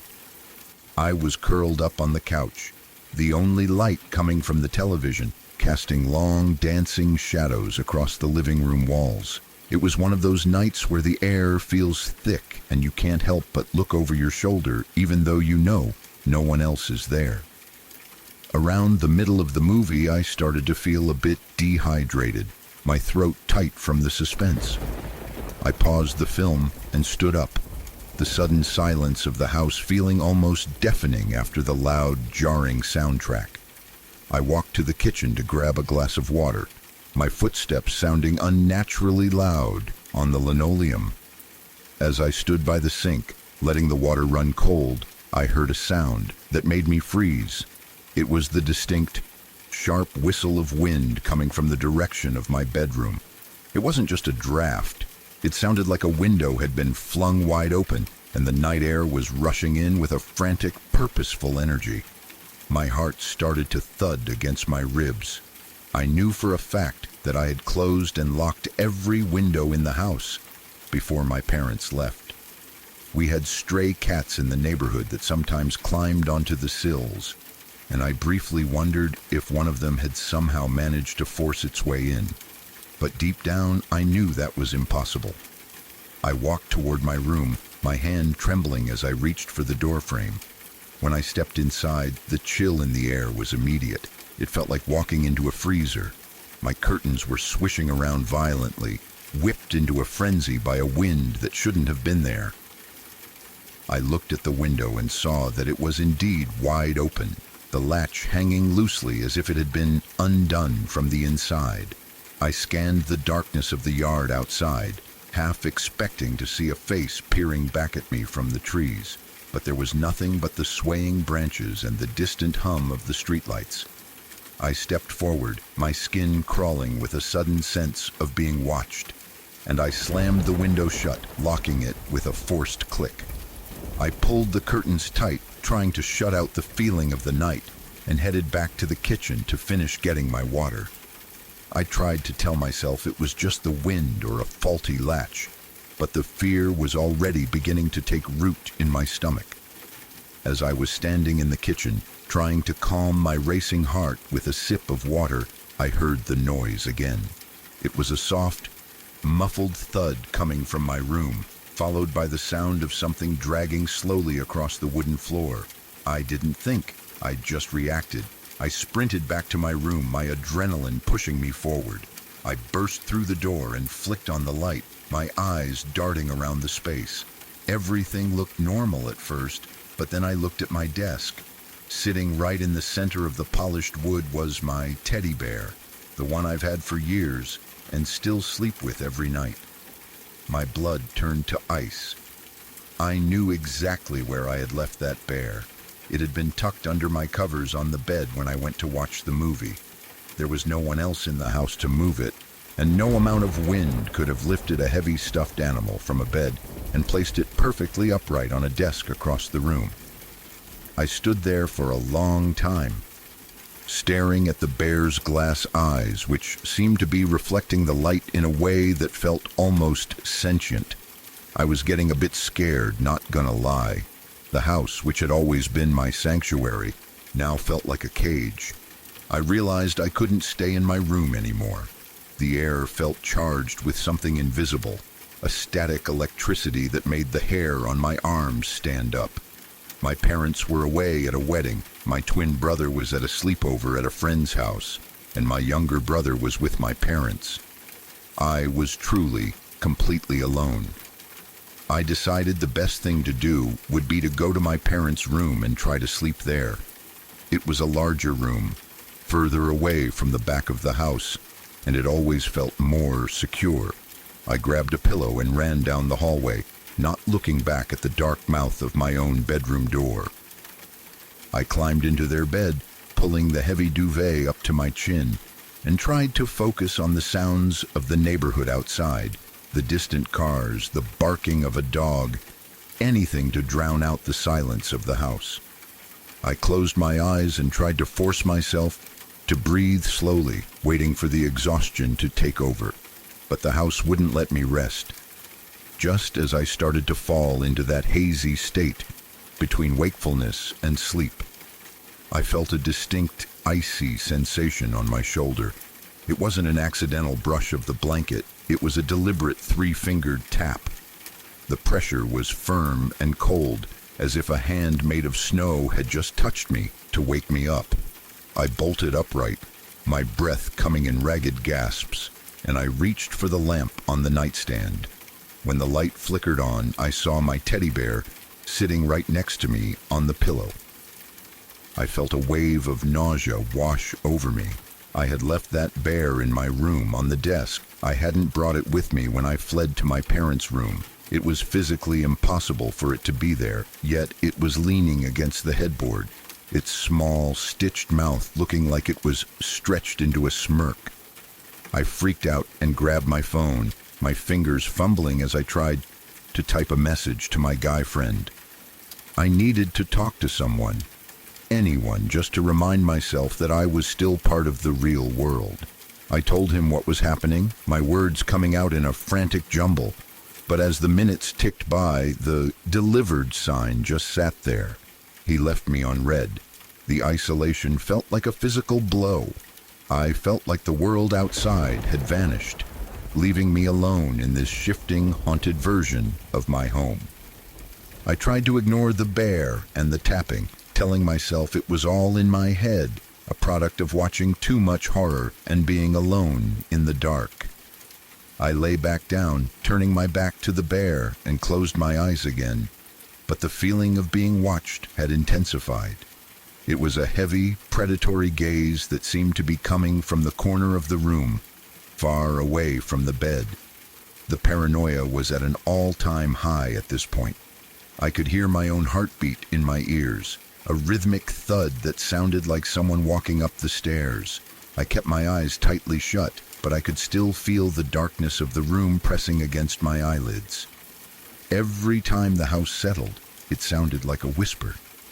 Every time the wind brushed against the roof, it sounded like a hand scratching at the shingles. I felt like the shadows in the room were beginning to detach themselves from the walls, moving slowly toward the bed. I tried to pray, I tried to count, I tried to think of anything but the movie Insidious and the idea of entities crossing over into our world. But then I made the mistake of opening my eyes just a sliver. In the far corner of the room, where the shadows were the deepest, I saw a silhouette. It was taller than a person, a thin, elongated shape that seemed to be made of a darkness that was even blacker than the night. It had no discernible features, no eyes or mouth, but I could feel its focus entirely on me. It stood perfectly still, its long, spindly arms hanging at its sides. I blinked, my heart stopping for a beat, and when I opened them again, the corner was empty. The silhouette was gone, but the feeling of its presence remained. It felt like it had just stepped behind the veil, waiting for me to close my eyes again so it could move closer. I realized then that I wasn't going to be able to sleep. Whatever was in the house with me wasn't going to let me go that easily. I spent the rest of the night sitting upright in the center of the bed, the lights turned on to their brightest setting. I grabbed my laptop and started watching YouTube videos, anything loud and bright and mindless to keep the silence at bay. I watched vloggers talking about their lives, gaming videos with constant commentary, and comedy skits that felt hollow and unfunny in the face of the terror I was feeling. Every time a video ended and there was a few seconds of silence before the next one started, I would feel the panic start to rise again. I kept checking the corner of the room, expecting the silhouette to reappear, and I kept my distance from the teddy bear, which stayed exactly where it was on the pillow. The hours felt like days. I watched the clock on my phone, counting down the minutes until the sun would finally start to rise. The darkness outside the window felt infinite, a vast, hungry space that was trying to seep into the room through the cracks in the glass. I thought about calling my parents, but I didn't want to ruin their night or make them worry when there was nothing they could do from miles away. I thought about running to a neighbor's house, but the idea of stepping out into the dark hallway and walking past my open bedroom door was even more terrifying than staying in the bed. I was trapped by my own fear, a prisoner in a room that was supposed to be safe. When the first gray light of dawn finally began to filter through the curtains, the oppressive weight of the house started to lift. The shadows retreated back to the corners, and the air lost that freezing electric quality. I finally felt like I could breathe again.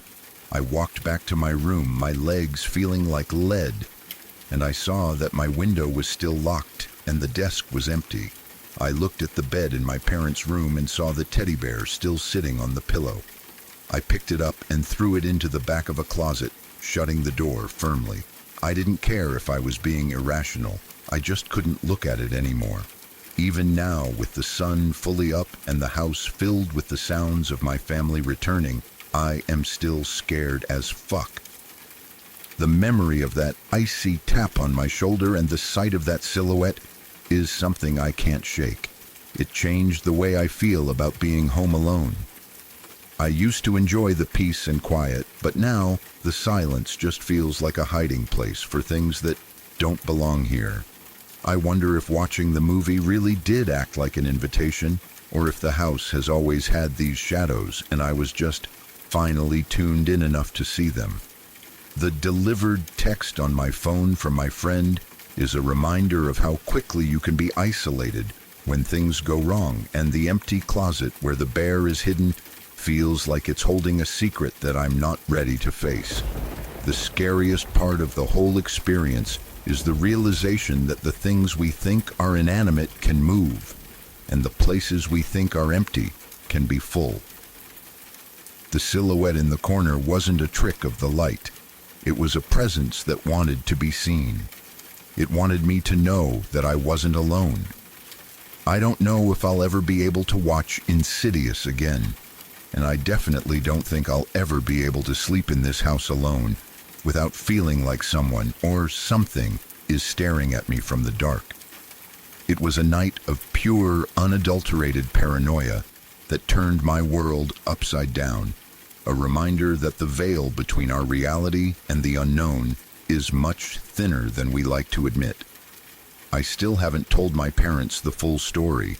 I don't want them to think I'm crazy or to make them feel unsafe in their own home. I just told them I had a bad nightmare and couldn't sleep. But every time I walk past that corner in their room, I feel a chill. I think about the silhouette and the way it vanished when I blinked. I think about the cold fingers on my shoulder and the bear that wouldn't stay put. It's a specialized kind of horror that stays with you, a quiet, lingering dread that makes you check the locks twice and keep the lights on a little longer than necessary. If you ever find yourself home alone and you get the urge to watch a horror movie for the 5th time, maybe choose something else. Some stories have a way of leaking out of the screen and into your life, and once they're in, it's hard to get them out. The house is quiet again now, but it's a different kind of quiet. It's the silence of something that is waiting, something that knows I'm watching, and something that is perfectly content to sit in the shadows until the next time the lights go out. I survived the night, but the fear is still here, a permanent resident of my mind that reminds me to never, ever get too comfortable in the dark. I hope that by sharing this, it serves as a warning to anyone who thinks they're immune to the scares. The world is a much stranger place than we give it credit for, and sometimes the things we see in the movies are just a reflection of the things that are already standing in the corner of our rooms. Stay safe, keep your windows locked, and if you ever feel a tap on your shoulder when you're alone, don't open your eyes. Some things are better left unseen, and some mysteries are better left in the dark.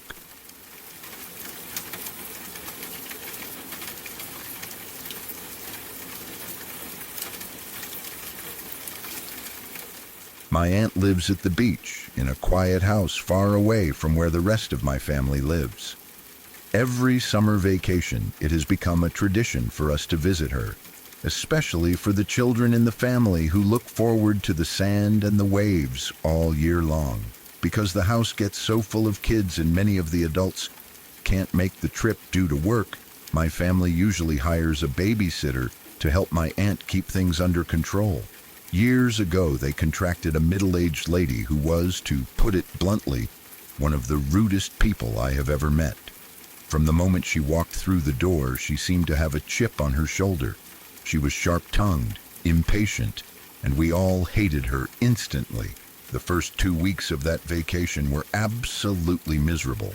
The atmosphere in the house was tense, and we spent most of our time trying to stay out of her way to avoid her constant scolding. But then something strange happened. Suddenly, almost overnight, her entire personality shifted. She became incredibly nice, almost unnervingly so. She was especially focused on my cousin, who was only 9 years old at the time. The change was so drastic that we didn't know what to make of it. But as kids, we were just happy the yelling had stopped. They started playing together all the time, and the lady became so attached to my cousin that they even began sleeping in the same room. It seemed like the vacation had finally turned around, and we were having fun. But there was a lingering, heavy feeling in the air that none of us could quite explain. It was like a storm was brewing just beyond the horizon, waiting for the perfect moment to break over the house. The end of that week is where the story takes a dark and horrific turn.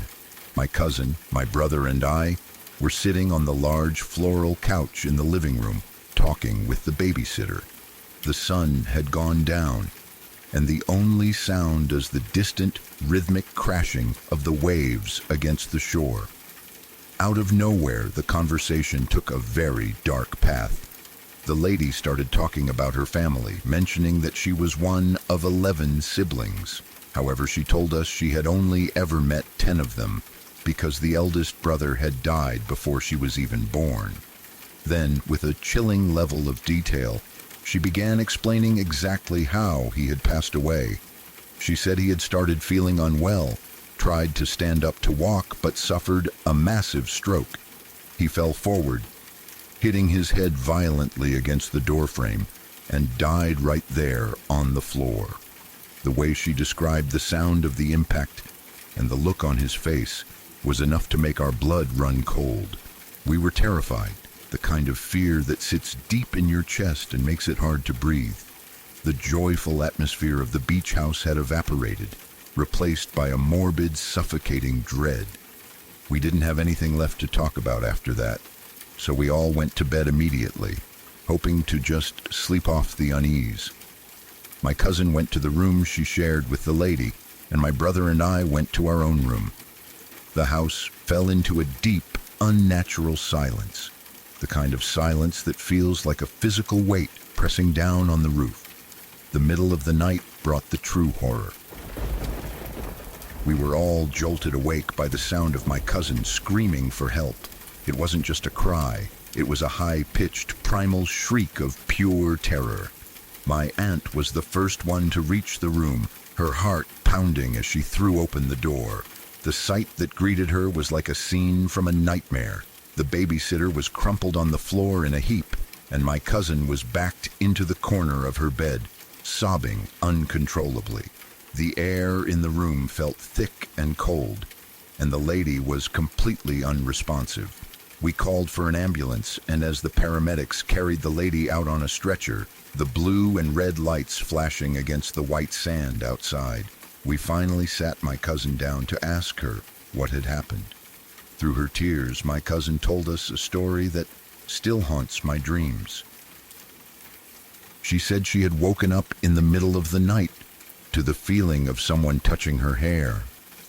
She opened her eyes to see the babysitter leaning over her in the dark, whispering her name over and over in a soft, melodic voice. My cousin thought the woman was just being sweet and wanted to cuddle, so she didn't feel afraid at first. But then the woman's expression changed. She stood up abruptly, her body stiff and jerky. She tried to take a step toward the door, but her legs seemed to give out. She suffered a massive stroke right there in front of my cousin, falling forward and hitting her head against the door with a sickening thud, exactly like the death of the brother she had described just hours before. A few days later, the doctors at the hospital confirmed what we already feared. The lady had suffered a catastrophic stroke and passed away without ever regaining consciousness. The coincidence was too perfect, too macabre to be anything other than a horrific premonition. It was as if she had spent the evening narrating her own death, unknowingly inviting the same fate that had claimed her brother decades earlier. The fact that she chose to spend her final moments whispering my cousin's name and touching her hair adds a specialized kind of horror to the memory. It felt like she knew the end was coming and she was reaching out to the person she had grown closest to, or perhaps she was passing something on. The house at the beach never felt the same after that summer. We still visit my aunt, but we never hired another babysitter. The room where it happened stayed empty for a long time, the door having a small, permanent scuff mark from where her head had struck the wood. Whenever I pass that door, I can almost hear the soft whispering of my cousin's name and the sound of the fall. It was a fucked up situation that proved that sometimes the stories we tell are more than just memories. They are shadows of what is to come. The transition from the rude, angry lady to the overly kind companion was likely the beginning of her neurological decline, a brightening before the final darkness. My cousin, who is an adult now, still struggles with the memory of those cold fingers in her hair. She remembers the way the lady looked in the moonlight, her eyes wide and unfocused as she described her brother's death, and the way those same eyes looked as she fell. It was a trauma that defined our childhood, A reminder that death is never far away, even on a sunny beach vacation. The ocean continues to roar outside my aunt's house, a constant, unfeeling witness to the tragedies that happen within its walls. We were just kids looking for a fun summer, but we came home with a story that made us realize just how thin the veil between life and death really is. The horror isn't just in the death itself, but in the prediction of it. How could she have known? Was it a coincidence, or was her mind somehow tapping into a family curse as it began to fail? The detail of the door is what gets to me the most. Out of all the ways to fall, she fell exactly like her brother, hitting the exact same part of her head on the exact same type of surface. It feels like a glitch in reality, a dark loop that she was trapped in. I often wonder if she's still there in that room, standing by the bed and waiting for someone to call her name. We eventually learned that the lady didn't have much family left. She was a lonely woman who had spent her life moving from job to job, perhaps carrying the weight of her brother's death with her the entire time. In her final days, she found a connection with a 9-year-old girl, and in her final hours, she shared the secret that had haunted her. It was a tragic, horrific ending to a life that seemed full of bitterness until the very end. The joyful summer we were promised turned into a wake, and the beach sand felt like ashes under our feet as we packed our bags to leave. If you ever find yourself with a stranger who suddenly becomes too kind and starts talking about death, pay attention. The mind is a mysterious thing, and sometimes it knows when the gears are starting to grind to a halt. The babysitter wasn't a monster, but she was a harbinger of her own doom. Her story remains a permanent part of our family history, a chilling tale of a beach house, a stroke, and a death that was told before it happened. We survived the vacation, but we never looked at the door to that bedroom the same way again. The silence of the house at night is now filled with the echo of a scream and the memory of a woman who just wanted to say goodbye. I hope she found the brother she never met, and I hope they are both far away from the doors and the shadows. But for us, the horror is still here, tucked away in the corners of our minds. It's a reminder that the most ordinary people can have the most extraordinary and terrifying ends. The beach is still beautiful, and the waves are still high, but the house holds a secret that will never be washed away by the tide. It is the story of the lady who knew how she was going to die, and the little girl who had to watch it happen.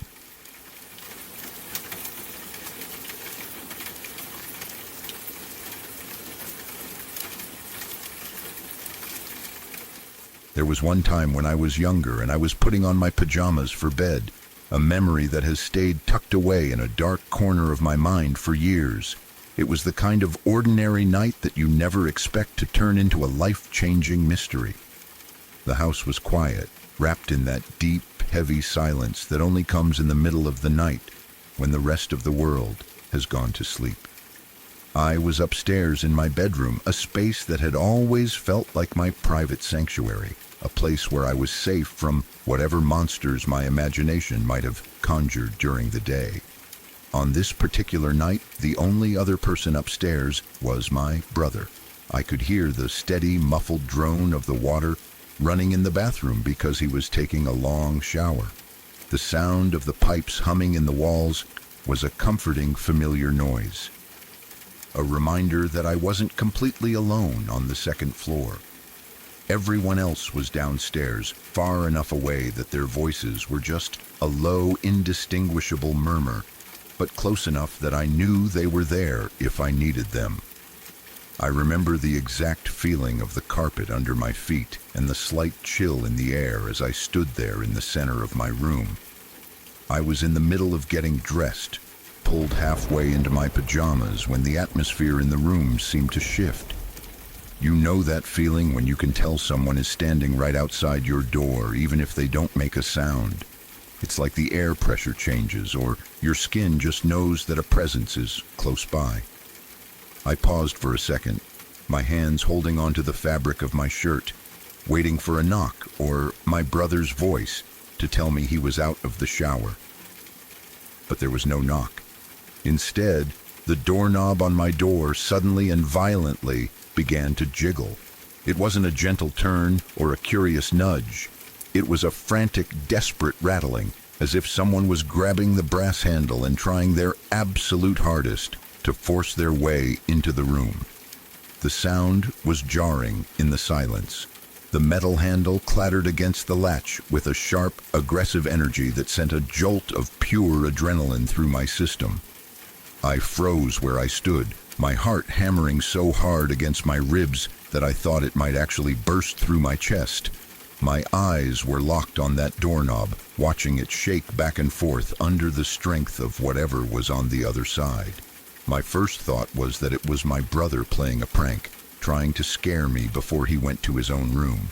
But the math didn't add up. I could still hear the water running in the shower, the steady splash against the tub continuing without a break, and most importantly, I heard absolutely no noise from the hallway. No footsteps approaching the door, no heavy breathing, and no rustle of clothing. There was only the violent mechanical sound of the knob being shaken by an invisible hand. In that house, silence was almost impossible to find. We lived in one of those older homes that acted like a giant wooden instrument, amplifying every sound made within its walls. I grew up with the knowledge that from my bedroom I could hear everything that went on downstairs. If my parents were in the living room watching television, I could hear the muffled dialogue of the show. If someone was in the kitchen opening a drawer or setting a glass on the counter, the sound would travel up through the floorboards as if they were standing right next to me. The hallway upstairs was the most vocal part of all. It was covered in old hardwood planks that groaned and creaked under the weight of even a small child. If someone was walking in the hallway, I would hear the distinct thud and the squeak of the wood. If someone ran down the stairs, it sounded like thunder rolling through the house. There was no way to move through that space without announcing your presence to every room. Because I knew the house so well, my instinct was to check and see who was there. I was convinced that if I moved fast enough, I would catch my brother or one of my parents in the act of playing a joke. I threw on the rest of my pajamas in a blur of motion, my hands shaking so much I could barely guide my arms through the sleeves. I took 2 steps toward the door and grabbed the handle, feeling the cold metal still vibrating slightly from the force of the jiggling. I pulled the door open, my eyes wide and ready for a confrontation. But when I looked out into the hallway, there was nobody there. The hall was empty, bathed in the soft, yellow light coming from the bathroom door, which was still shut tight. I stood there, staring into the empty space, my mind racing as I tried to find a logical explanation. The hallway was a straight shot from my door to the stairs in the bathroom. If a person had been standing at my door and then decided to run away, as soon as they heard me move, they would have had to cross several feet of creaky floorboards. I would have heard the thump of their feet, the rustle of their movements, and the sound of them retreating down the stairs or into another room. But there was nothing. The only sound was the constant rhythmic splashing of the water in the shower.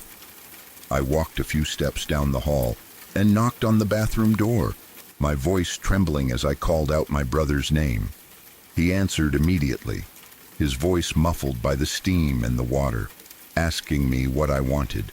He was clearly still in the middle of his shower, and there was no way he could have gotten from my door back into that bathroom without making a sound or leaving the floor soaking wet. I started freaking out after I put everything together.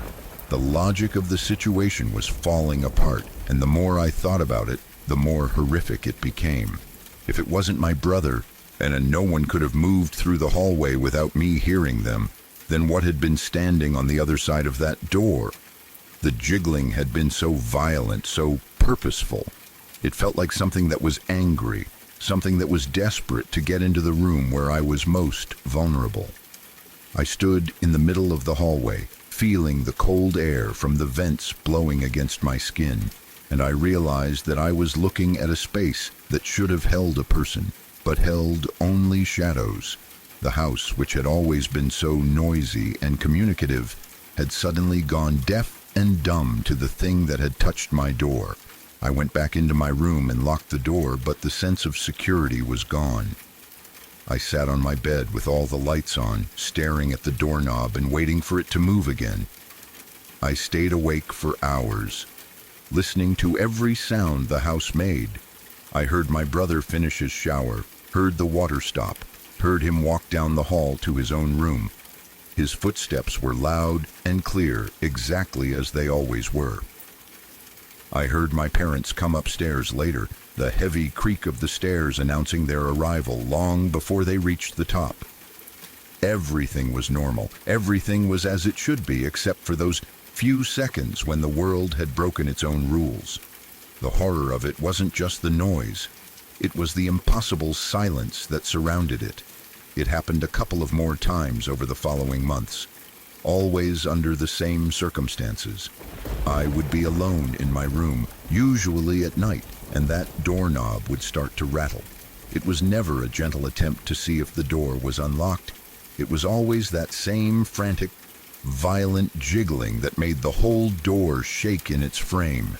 Each time I would rush to the door and look out, hoping to catch a glimpse of a shadow or hear the tail end of a footstep, but the hallway was always empty and silent. It was as if a ghost were standing there, a presence that didn't have the weight to make the floorboards creak, but had the strength to rattle a heavy brass handle. After a few months, the occurrences just stopped. The house went back to being just an old, noisy building, and the entity, whatever it was, seemed to move on or lose interest. But even though the jiggling stopped, the memory of it didn't. I spent the rest of my time in that house, living in a state of quiet paranoia. I never liked being upstairs alone, and I certainly never liked being half-dressed in my own room. I would find myself constantly checking the doorknob, making sure the lock was engaged, and listening to the sounds of the hallway with a level of intensity that wasn't healthy. I realized that the house I loved, the house where I could hear everything, was also a house that could hide a monster in plain sight. If something can move without making a sound on those creaky boards, then you are never truly alone, even when the silence tells you that you are. I often think about the nature of that visitor. In the world of horror, there are stories about entities that need an invitation to enter a room, and the jiggling door could have been its way of trying to get me to open it. If I had opened that door while the knob was still shaking, would I have seen something standing there? Or would I have just felt a cold rush of air as something invisible walked into my private space? The fact that I always waited until the noise stopped before looking out might have been the only thing that kept me safe. My instinct to check and see was a dangerous one, a curiosity that could have led me directly into the arms of something that didn't belong in our world. The acoustics of that house are what haunt me the most. I could hear my dad snoring downstairs. I could hear the cat jumping off the sofa in the living room, and I could hear the rain hitting the roof. I had a mental map of the house made entirely of sound. So when the sound of the doorknob happened in a vacuum of silence, it was like a tear in the fabric of my reality. It was a sensory contradiction that my brain couldn't reconcile. It proved that there was a gap in my super hearing, a blind spot where something could exist and act without being detected by the house's usual alarms. That is a specialized kind of horror, the realization that your primary sense of safety is flawed. Years later, I asked my brother if he ever experienced anything like that. He laughed and said no, but he did admit that he always hated the upstairs hallway at night. He said he always felt like he had to run from the bathroom to his room, as if something was reaching out from the darkness of the spare bedrooms to grab his ankles. He never saw anything and he never heard the door, but he felt the same heavy, predatory energy that I did. It made me realize that I wasn't just a paranoid kid with a big imagination. The house had a presence, a lingering shadow that focused its attention on me for those few months, testing the locks and waiting for a moment of weakness.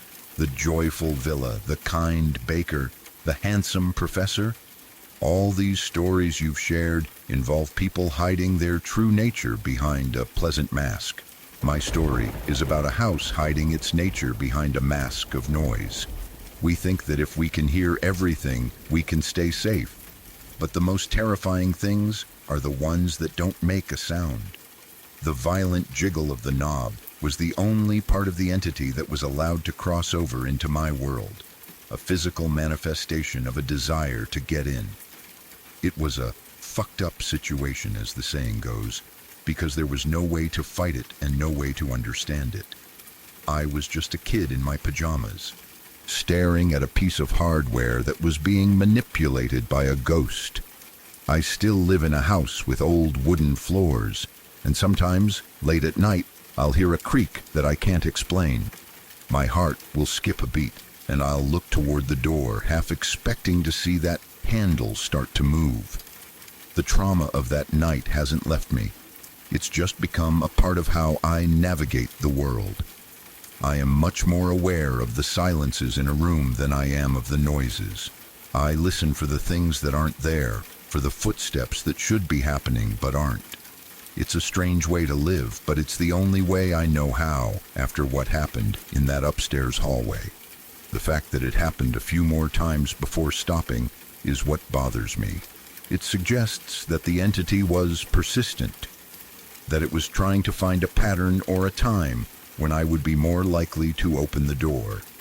It was learning my routine, watching me through the wood of the door and waiting. Why did it stop? Did it find someone else to bother?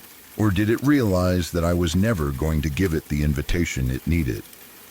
I like to think that my stubborn refusal to engage with it while it was shaking the knob was what eventually drove it away. I was a paranoid kid, but that paranoia was my greatest defense. The world is full of these small, impossible moments that we usually try to forget. We tell ourselves it was the wind, or a dream, or a trick of the light. But when you're standing there and you see the brass turning with your own eyes, you can't lie to yourself anymore. You know that you've touched the unknown, and the unknown has touched you back. The jiggling doorknob is my personal ghost, a memory that reminds me that the boundaries of our world are much thinner than they seem. The house is still standing, I imagine, and someone else is probably sleeping in that room now, perhaps wondering why the hallway feels so cold at night. I hope that by sharing this, it makes you feel a little less alone in your own scary memories. We all have that one event that we can't explain. That one moment where the rules of reality were suspended. It's part of the human experience to encounter the darkness and come out the other side with a story to tell.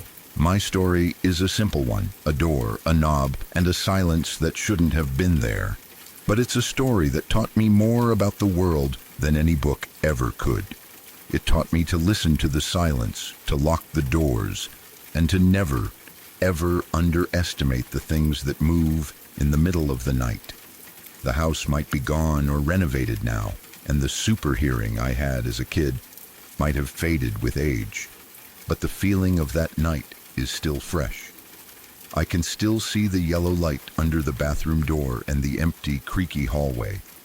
I can still hear the water splashing in the tub and the sharp, rhythmic clatter of the brass handle. It is a horror that doesn't need a climax or a resolution. It just needs to exist, a permanent question mark in the history of my life. And as long as I remember it, that entity is still there, standing on the other side of a door I never opened.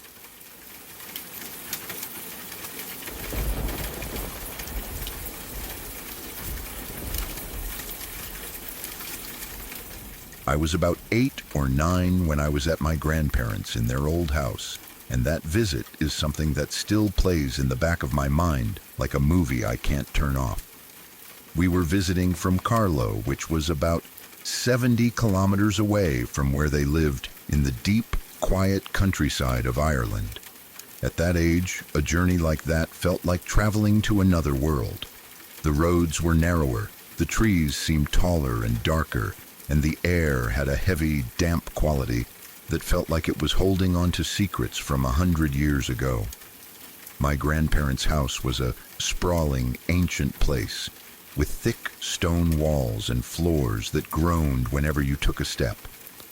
It was the kind of home where the shadows didn't just stay in the corners, they seemed to stretch out toward you as soon as the sun went down.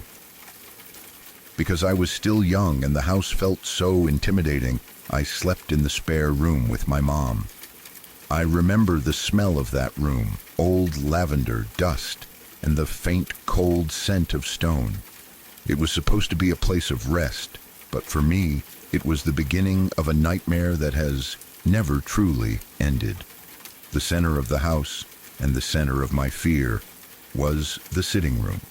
It was a formal space, filled with heavy curtains and antique furniture that nobody was ever allowed to sit on.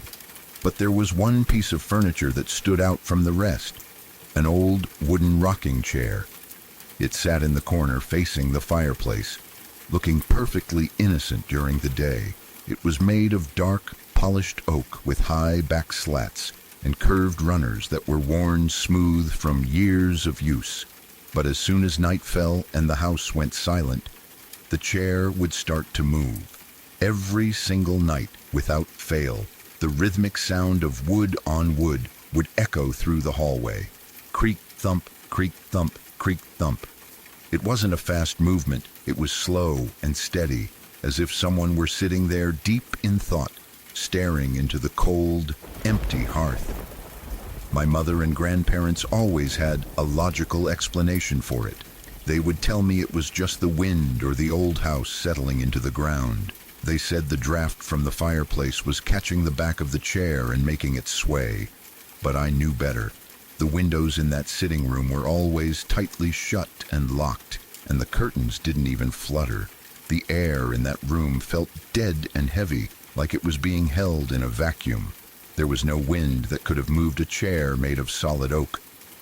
Whenever I had to pass by the sitting room at night to go to the bathroom, I would catch a glimpse of it in the moonlight. The chair would be rocking back and forth, and for a split second, I would see a shape, a faint, translucent outline of a person whose weight seemed to be making the floorboards beneath the runners moan in protest. I was absolutely terrified. I would run back to the spare room and dive under the covers, my heart hammering against my ribs, convinced that whatever was in that chair was watching me. Eventually, my terror became too much for the family to ignore. I would cry and refuse to go near the sitting room, and my mother finally convinced my grandfather that the chair had to go. They didn't want to throw it away because it was a family heirloom, so they decided to put it in the shed at the back of the garden. I remember watching my grandfather and my uncle carry it out. They looked like they were struggling, even though it was just a chair. They hauled it across the grass and shoved it into the dark, cluttered shed, closing the heavy wooden door and latching it shut. That evening, for the first time in years, the sitting room was silent. There was no creaking, no thumping, and the air felt a little bit lighter. I went to bed that night feeling a massive sense of relief, thinking that the nightmare was finally over. But the relief didn't last long. In the middle of the night, I was jolted awake by a strange, flickering light dancing on the walls of the spare room. It wasn't the soft, white light of the moon. It was a bright, angry orange. I sat up and looked out the window, and my breath caught in my throat. The shed at the back of the garden was completely engulfed in flames. The fire was roaring, sending showers of sparks into the black sky, and the heat was so intense I could feel it through the glass of the window. The most terrifying part wasn't the fire itself, but the way it was moving. It didn't look like a normal house fire. The flames seemed to be swirling around the shed, concentrated directly on the spot where the rocking chair had been placed. I watched in a trance-like state as the wooden structure crumbled and collapsed into a pile of glowing ash. The house, luckily, was unscathed.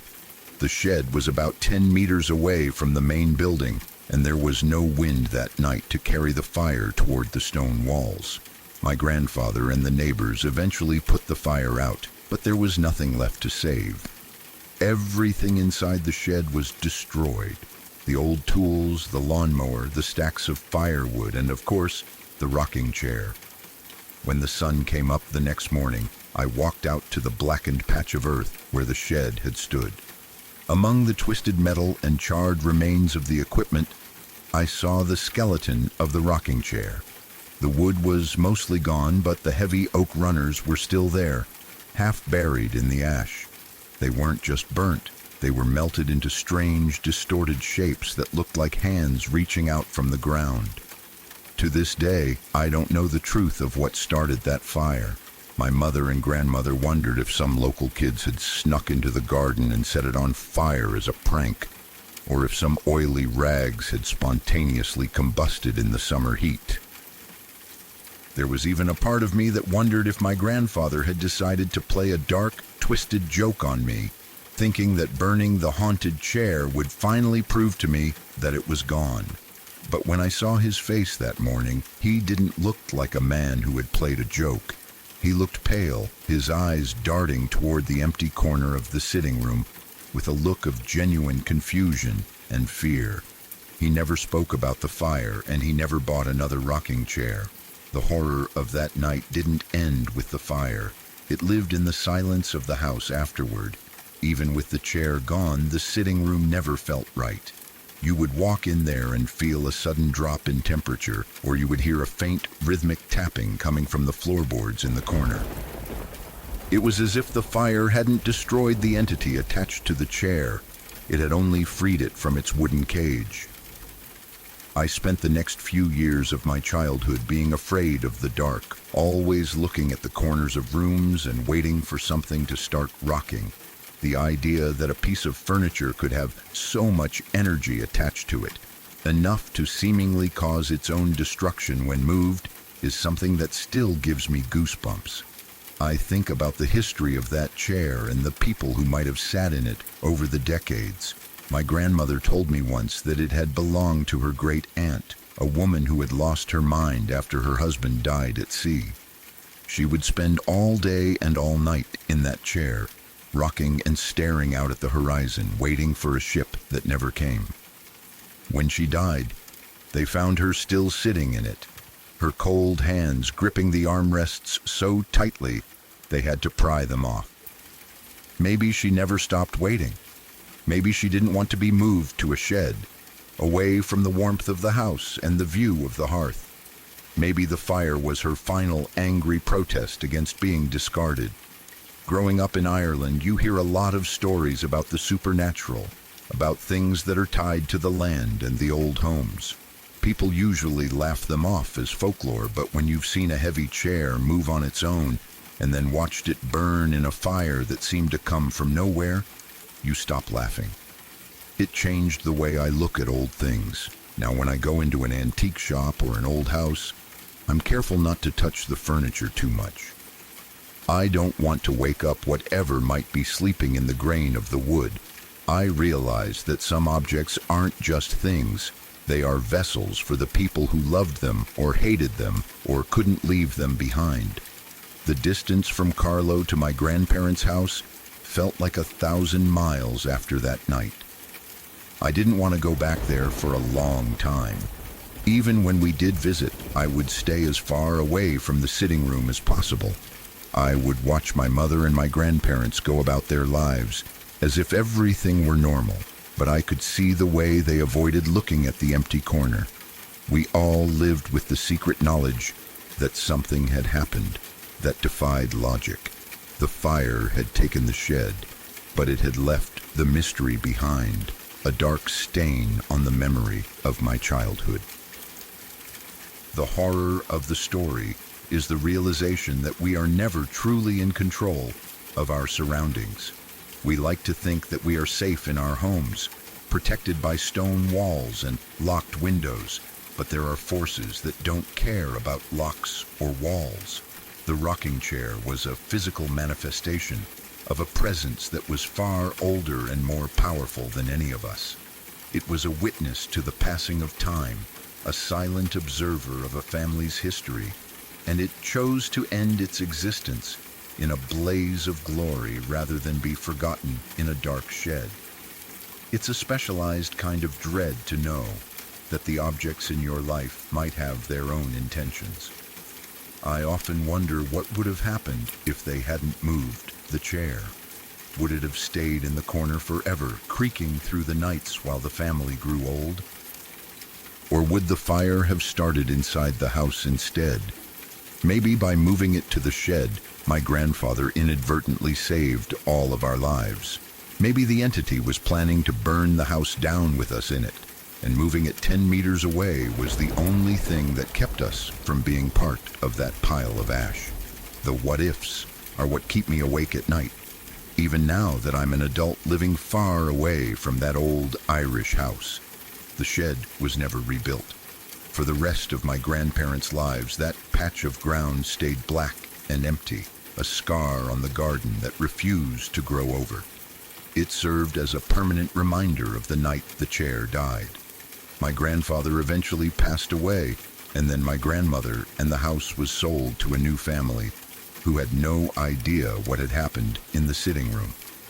I sometimes think about them sitting in that room on a quiet night, and I wonder if they ever hear a faint, rhythmic sound coming from the corner. I wonder if they feel the sudden chill or see the curtains flutter when there is no wind.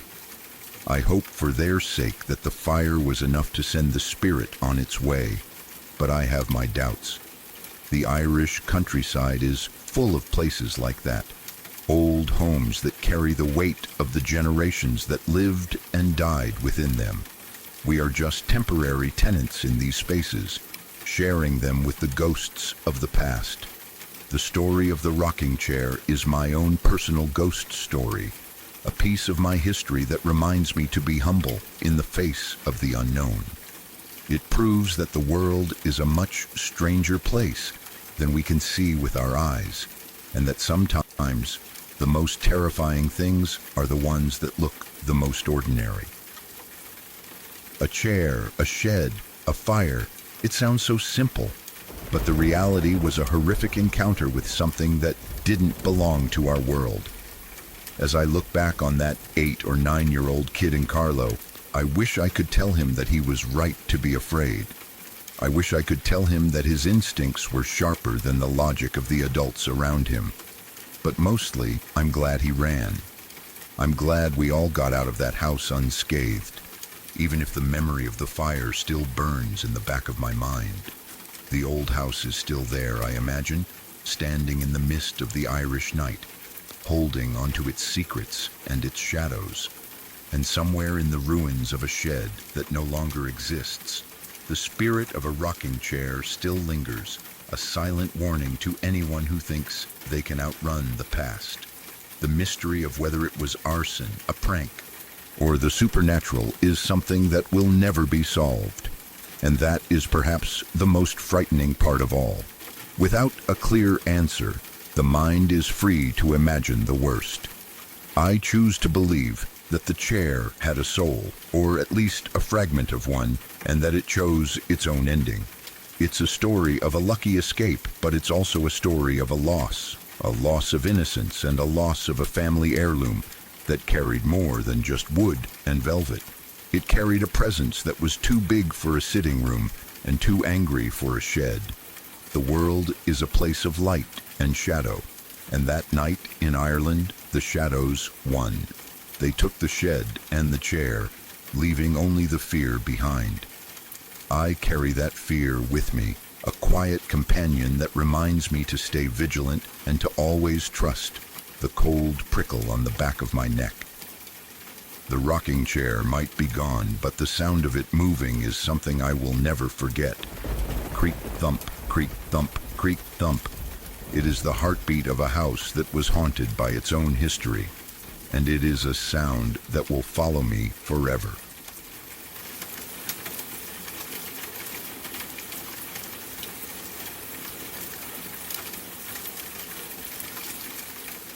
I was working at the park back then, young and still in school, and that night I was assigned near America Sings. It was the summer of 1974, a time when the world seemed a bit brighter and the magic of the park felt indestructible. At that age, having a job at the greatest theme park on earth felt like a dream. The air was always thick with the scent of popcorn, sugary churros, and the mechanical smell of ozone and grease that wafted from the massive attractions. But the park at night is a different kind of animal. Once the sun dips below the horizon and the colorful neon lights flicker to life, the shadows in the corners of the buildings seem to stretch and deepen. The laughter of the crowd starts to sound a bit more hollow, and the mechanical hum of the rides begins to feel like a low, rhythmic breathing. One of the attendants on the ride was a girl named Debbie. She was quiet, polite, and just doing her job like the rest of us. She had this gentle energy about her, always moving through her tasks with a calm efficiency that made her stand out among the rest of the frantic summer staff. Late that night, as the park began to wind down and the final crowds were making their way through Tomorrowland, her theater section emptied out. The attraction was a massive revolving theater called America Sings, which had only been open for a few days. It was a marvel of engineering, a circular building where the audience sat in a ring of seats that rotated around a fixed central stage. As the show progressed, the entire seating area would shift, moving the guests from one musical act to the next. Between these acts, massive walls would open and close with a heavy mechanical finality. Debbie stayed behind in one of these empty sections, waiting for the next group of guests so she could load them in. That part of the job was routine. There was nothing unusual about it at all. It was the kind of repetitive task that lets your mind wander, a moment of quiet in the middle of a loud, busy shift. But what most people didn't realize back then was that the building was a giant, unfeeling machine. It was a labyrinth of moving parts, heavy steel, and massive motors that didn't have the capacity to recognize a human being in the wrong place. The tolerances between the rotating seating area and the stationary walls were incredibly tight. Just a few inches of space separated a safe seat from a lethal pinch point. Then suddenly, people nearby heard a scream. It was loud and terrifying, but short. It was the kind of sound that pierces through the ambient noise of a crowd like a jagged blade. But in a place where people are constantly yelling with excitement or surprise, a single scream often gets lost in the shuffle. Some guests in the adjacent theater sections thought it was part of the show, perhaps a sound effect added to give the musical numbers a bit more character. Because the park was built on the idea of manufactured thrills, nobody reacted right away. The music kept playing, the animatronic birds kept singing their cheerful tunes, and the giant gears continued to grind. America Sings worked differently than most rides. The stage in the middle never moved. Instead, the audience seats rotated around it, and the walls opened and closed as the theater turned. Because her section had just emptied, no one knows exactly where Debbie was standing in those final moments. Maybe she slipped on the polished floor. Maybe she reached for something that had fallen between the seats. Or maybe she tried to move between sections while the theater was in motion, thinking she had enough time to clear the gap. No one ever found out the truth of her final movements. The only thing that is certain is that she found herself in the dead zone, the narrow space where the rotating outer ring met the stationary concrete wall of the building. When the theater rotated again, she was caught between a moving section and a part that didn't move at all. There was nowhere for her to go. The machinery didn't slow down, and it didn't stop. It just kept moving with the weight of 1,000 tons. She was crushed instantly. The horror of that moment is matched only by the psychological nightmare that followed. The show was programmed to continue regardless of what was happening in the wings. As the theater moved into the next act, the upbeat, happy music of the attraction continued to blare through the speakers. The animatronic characters, with their glass eyes and jerky movements, continued to perform for the guests in the other sections. The worst part came later. Other attendants rotated into the final scene of the show and saw her body. Until that moment, they honestly believed the screaming was part of the attraction. They had been standing just feet away, separated by a thin wall, listening to a co-worker's life being snuffed out while they checked seatbelts and smiled at tourists. When the lights finally came up and the emergency stop was pulled, the silence that followed was more terrifying than any scream. It was the silence of a machine that had finished its meal. The news of the accident sent shockwaves through the park. For those of us working that night, the magic was gone. We looked at the colorful buildings and the smiling characters and saw them for what they really were. A facade covering up massive, dangerous industrial equipment. The ride eventually closed for a thorough investigation and several safety modifications, but the atmosphere around that building was permanently tainted. It felt cold even in the middle of a heat wave. When new attractions were eventually built in that same building, like Innovations or the various exhibits that followed, the rotating system was completely removed. The engineers decided that the risks were too high and the design was fundamentally flawed. Nothing else ever used it again. The building was gutted, the gears were stripped away, and the floor was bolted down. But for those of us who remember, the memory of those rotating walls remains. Even now, decades later, the shadow of that night lingers in other parts of the park. When the carousel of progress breaks down and the lights come on, cast members shout at guests to stay seated. Their voices often carry a sharp, urgent edge that seems out of place for a minor technical glitch. Some people get annoyed, thinking the staff is being power-trippy or overly dramatic. Some ignore them entirely, standing up to stretch their legs or get a better look at the animatronics. They don't know the reason behind that fear. They don't understand that the rules they think are just suggestions are actually written in blood. They don't know that the people working those rides are trained to see the machinery as a predator that is always waiting for a moment of human error. But I do. I remember the look on the faces of the crew that night. I remember the way the music sounded when it was finally turned off, leaving only the sound of the wind and the distant hum of the park. Every time I see someone try to stand up before the doors open, it makes my stomach turn. I feel a cold prickle of goosebumps on my arms because I can still hear that short, sharp scream in the back of my mind. Because if that ride ever started moving again, even for a moment, it would only take seconds for another tragedy to happen. The park likes to tell us that it's a place where dreams come true, but it's also a place where reality can be incredibly cruel. The machines don't care about your vacation, and they don't care about your life. They only care about the gears and the timers and the relentless forward motion of the show. The story of Debbie has become something of an urban legend over the years, a ghost story told by new cast members during late-night shifts.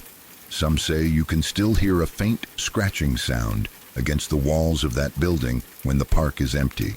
Others claim to have seen a girl in a 1970s-style uniform standing in the corners of the theater, watching the guests with a sad, distant expression. But to me, she isn't a ghost. She was a real person, a girl who went to work one summer night and never came home. The true horror isn't in the supernatural, it's in the mechanical. It's the thought of being trapped in a space that is shrinking, knowing that no matter how hard you push, the metal isn't going to give way. It's the sound of the music playing while your world is ending. I often think about the guests who were in the theater that night.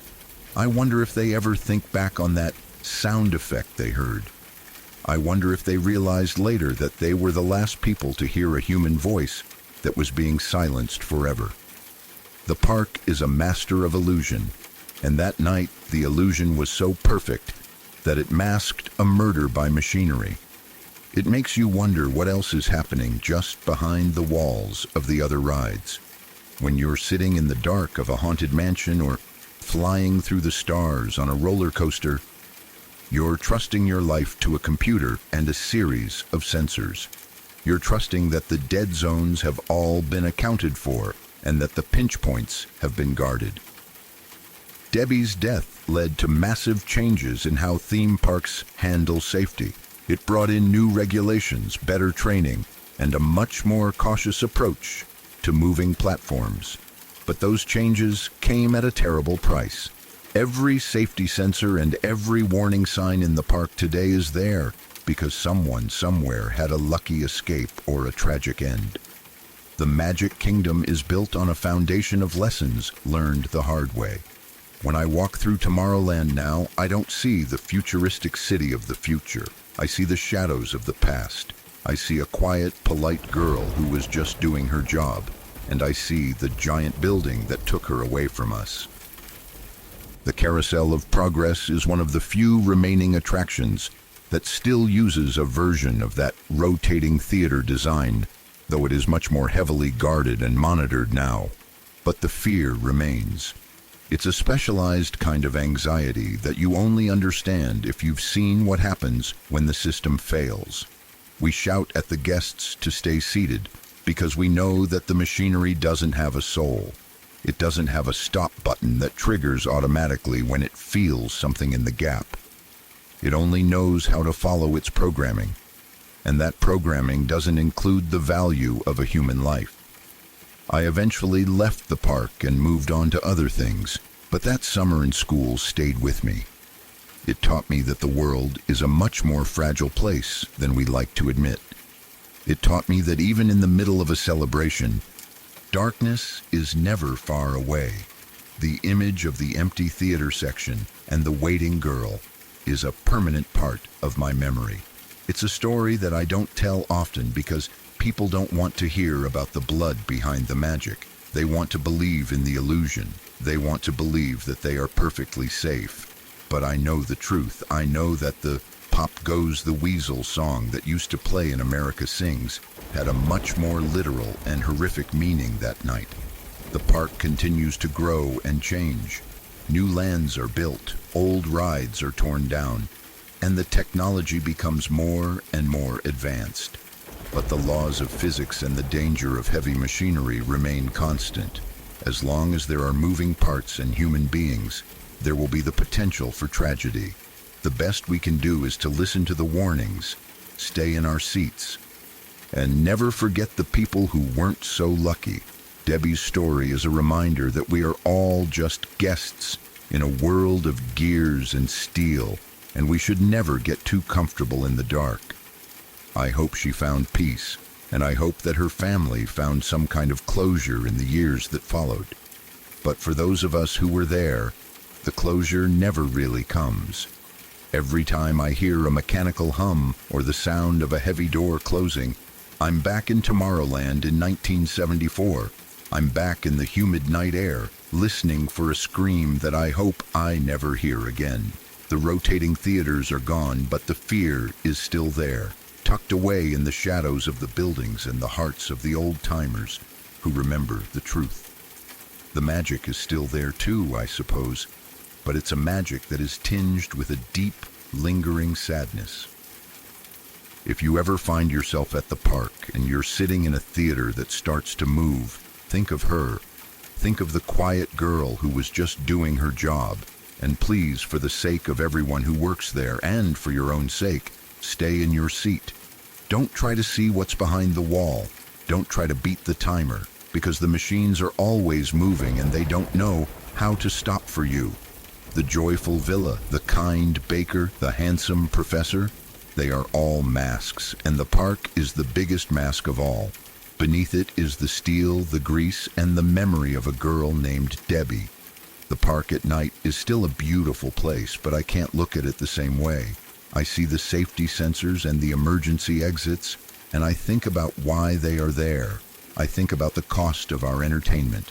We pay for the thrills, but sometimes the price is much higher than a ticket. It's a lesson that I learned young, and it's a lesson that I will carry with me forever. Stay seated. Keep your hands and feet inside the vehicle, and never, ever forget that the show must go on, even when the world is falling. If tonight's stories stayed with you, leave a like. Subscribe if you're drawn to the quiet kind of horror, the kind that doesn't need to shout. Some things don't chase you, they just wait. This is LURK. I'll see you next time.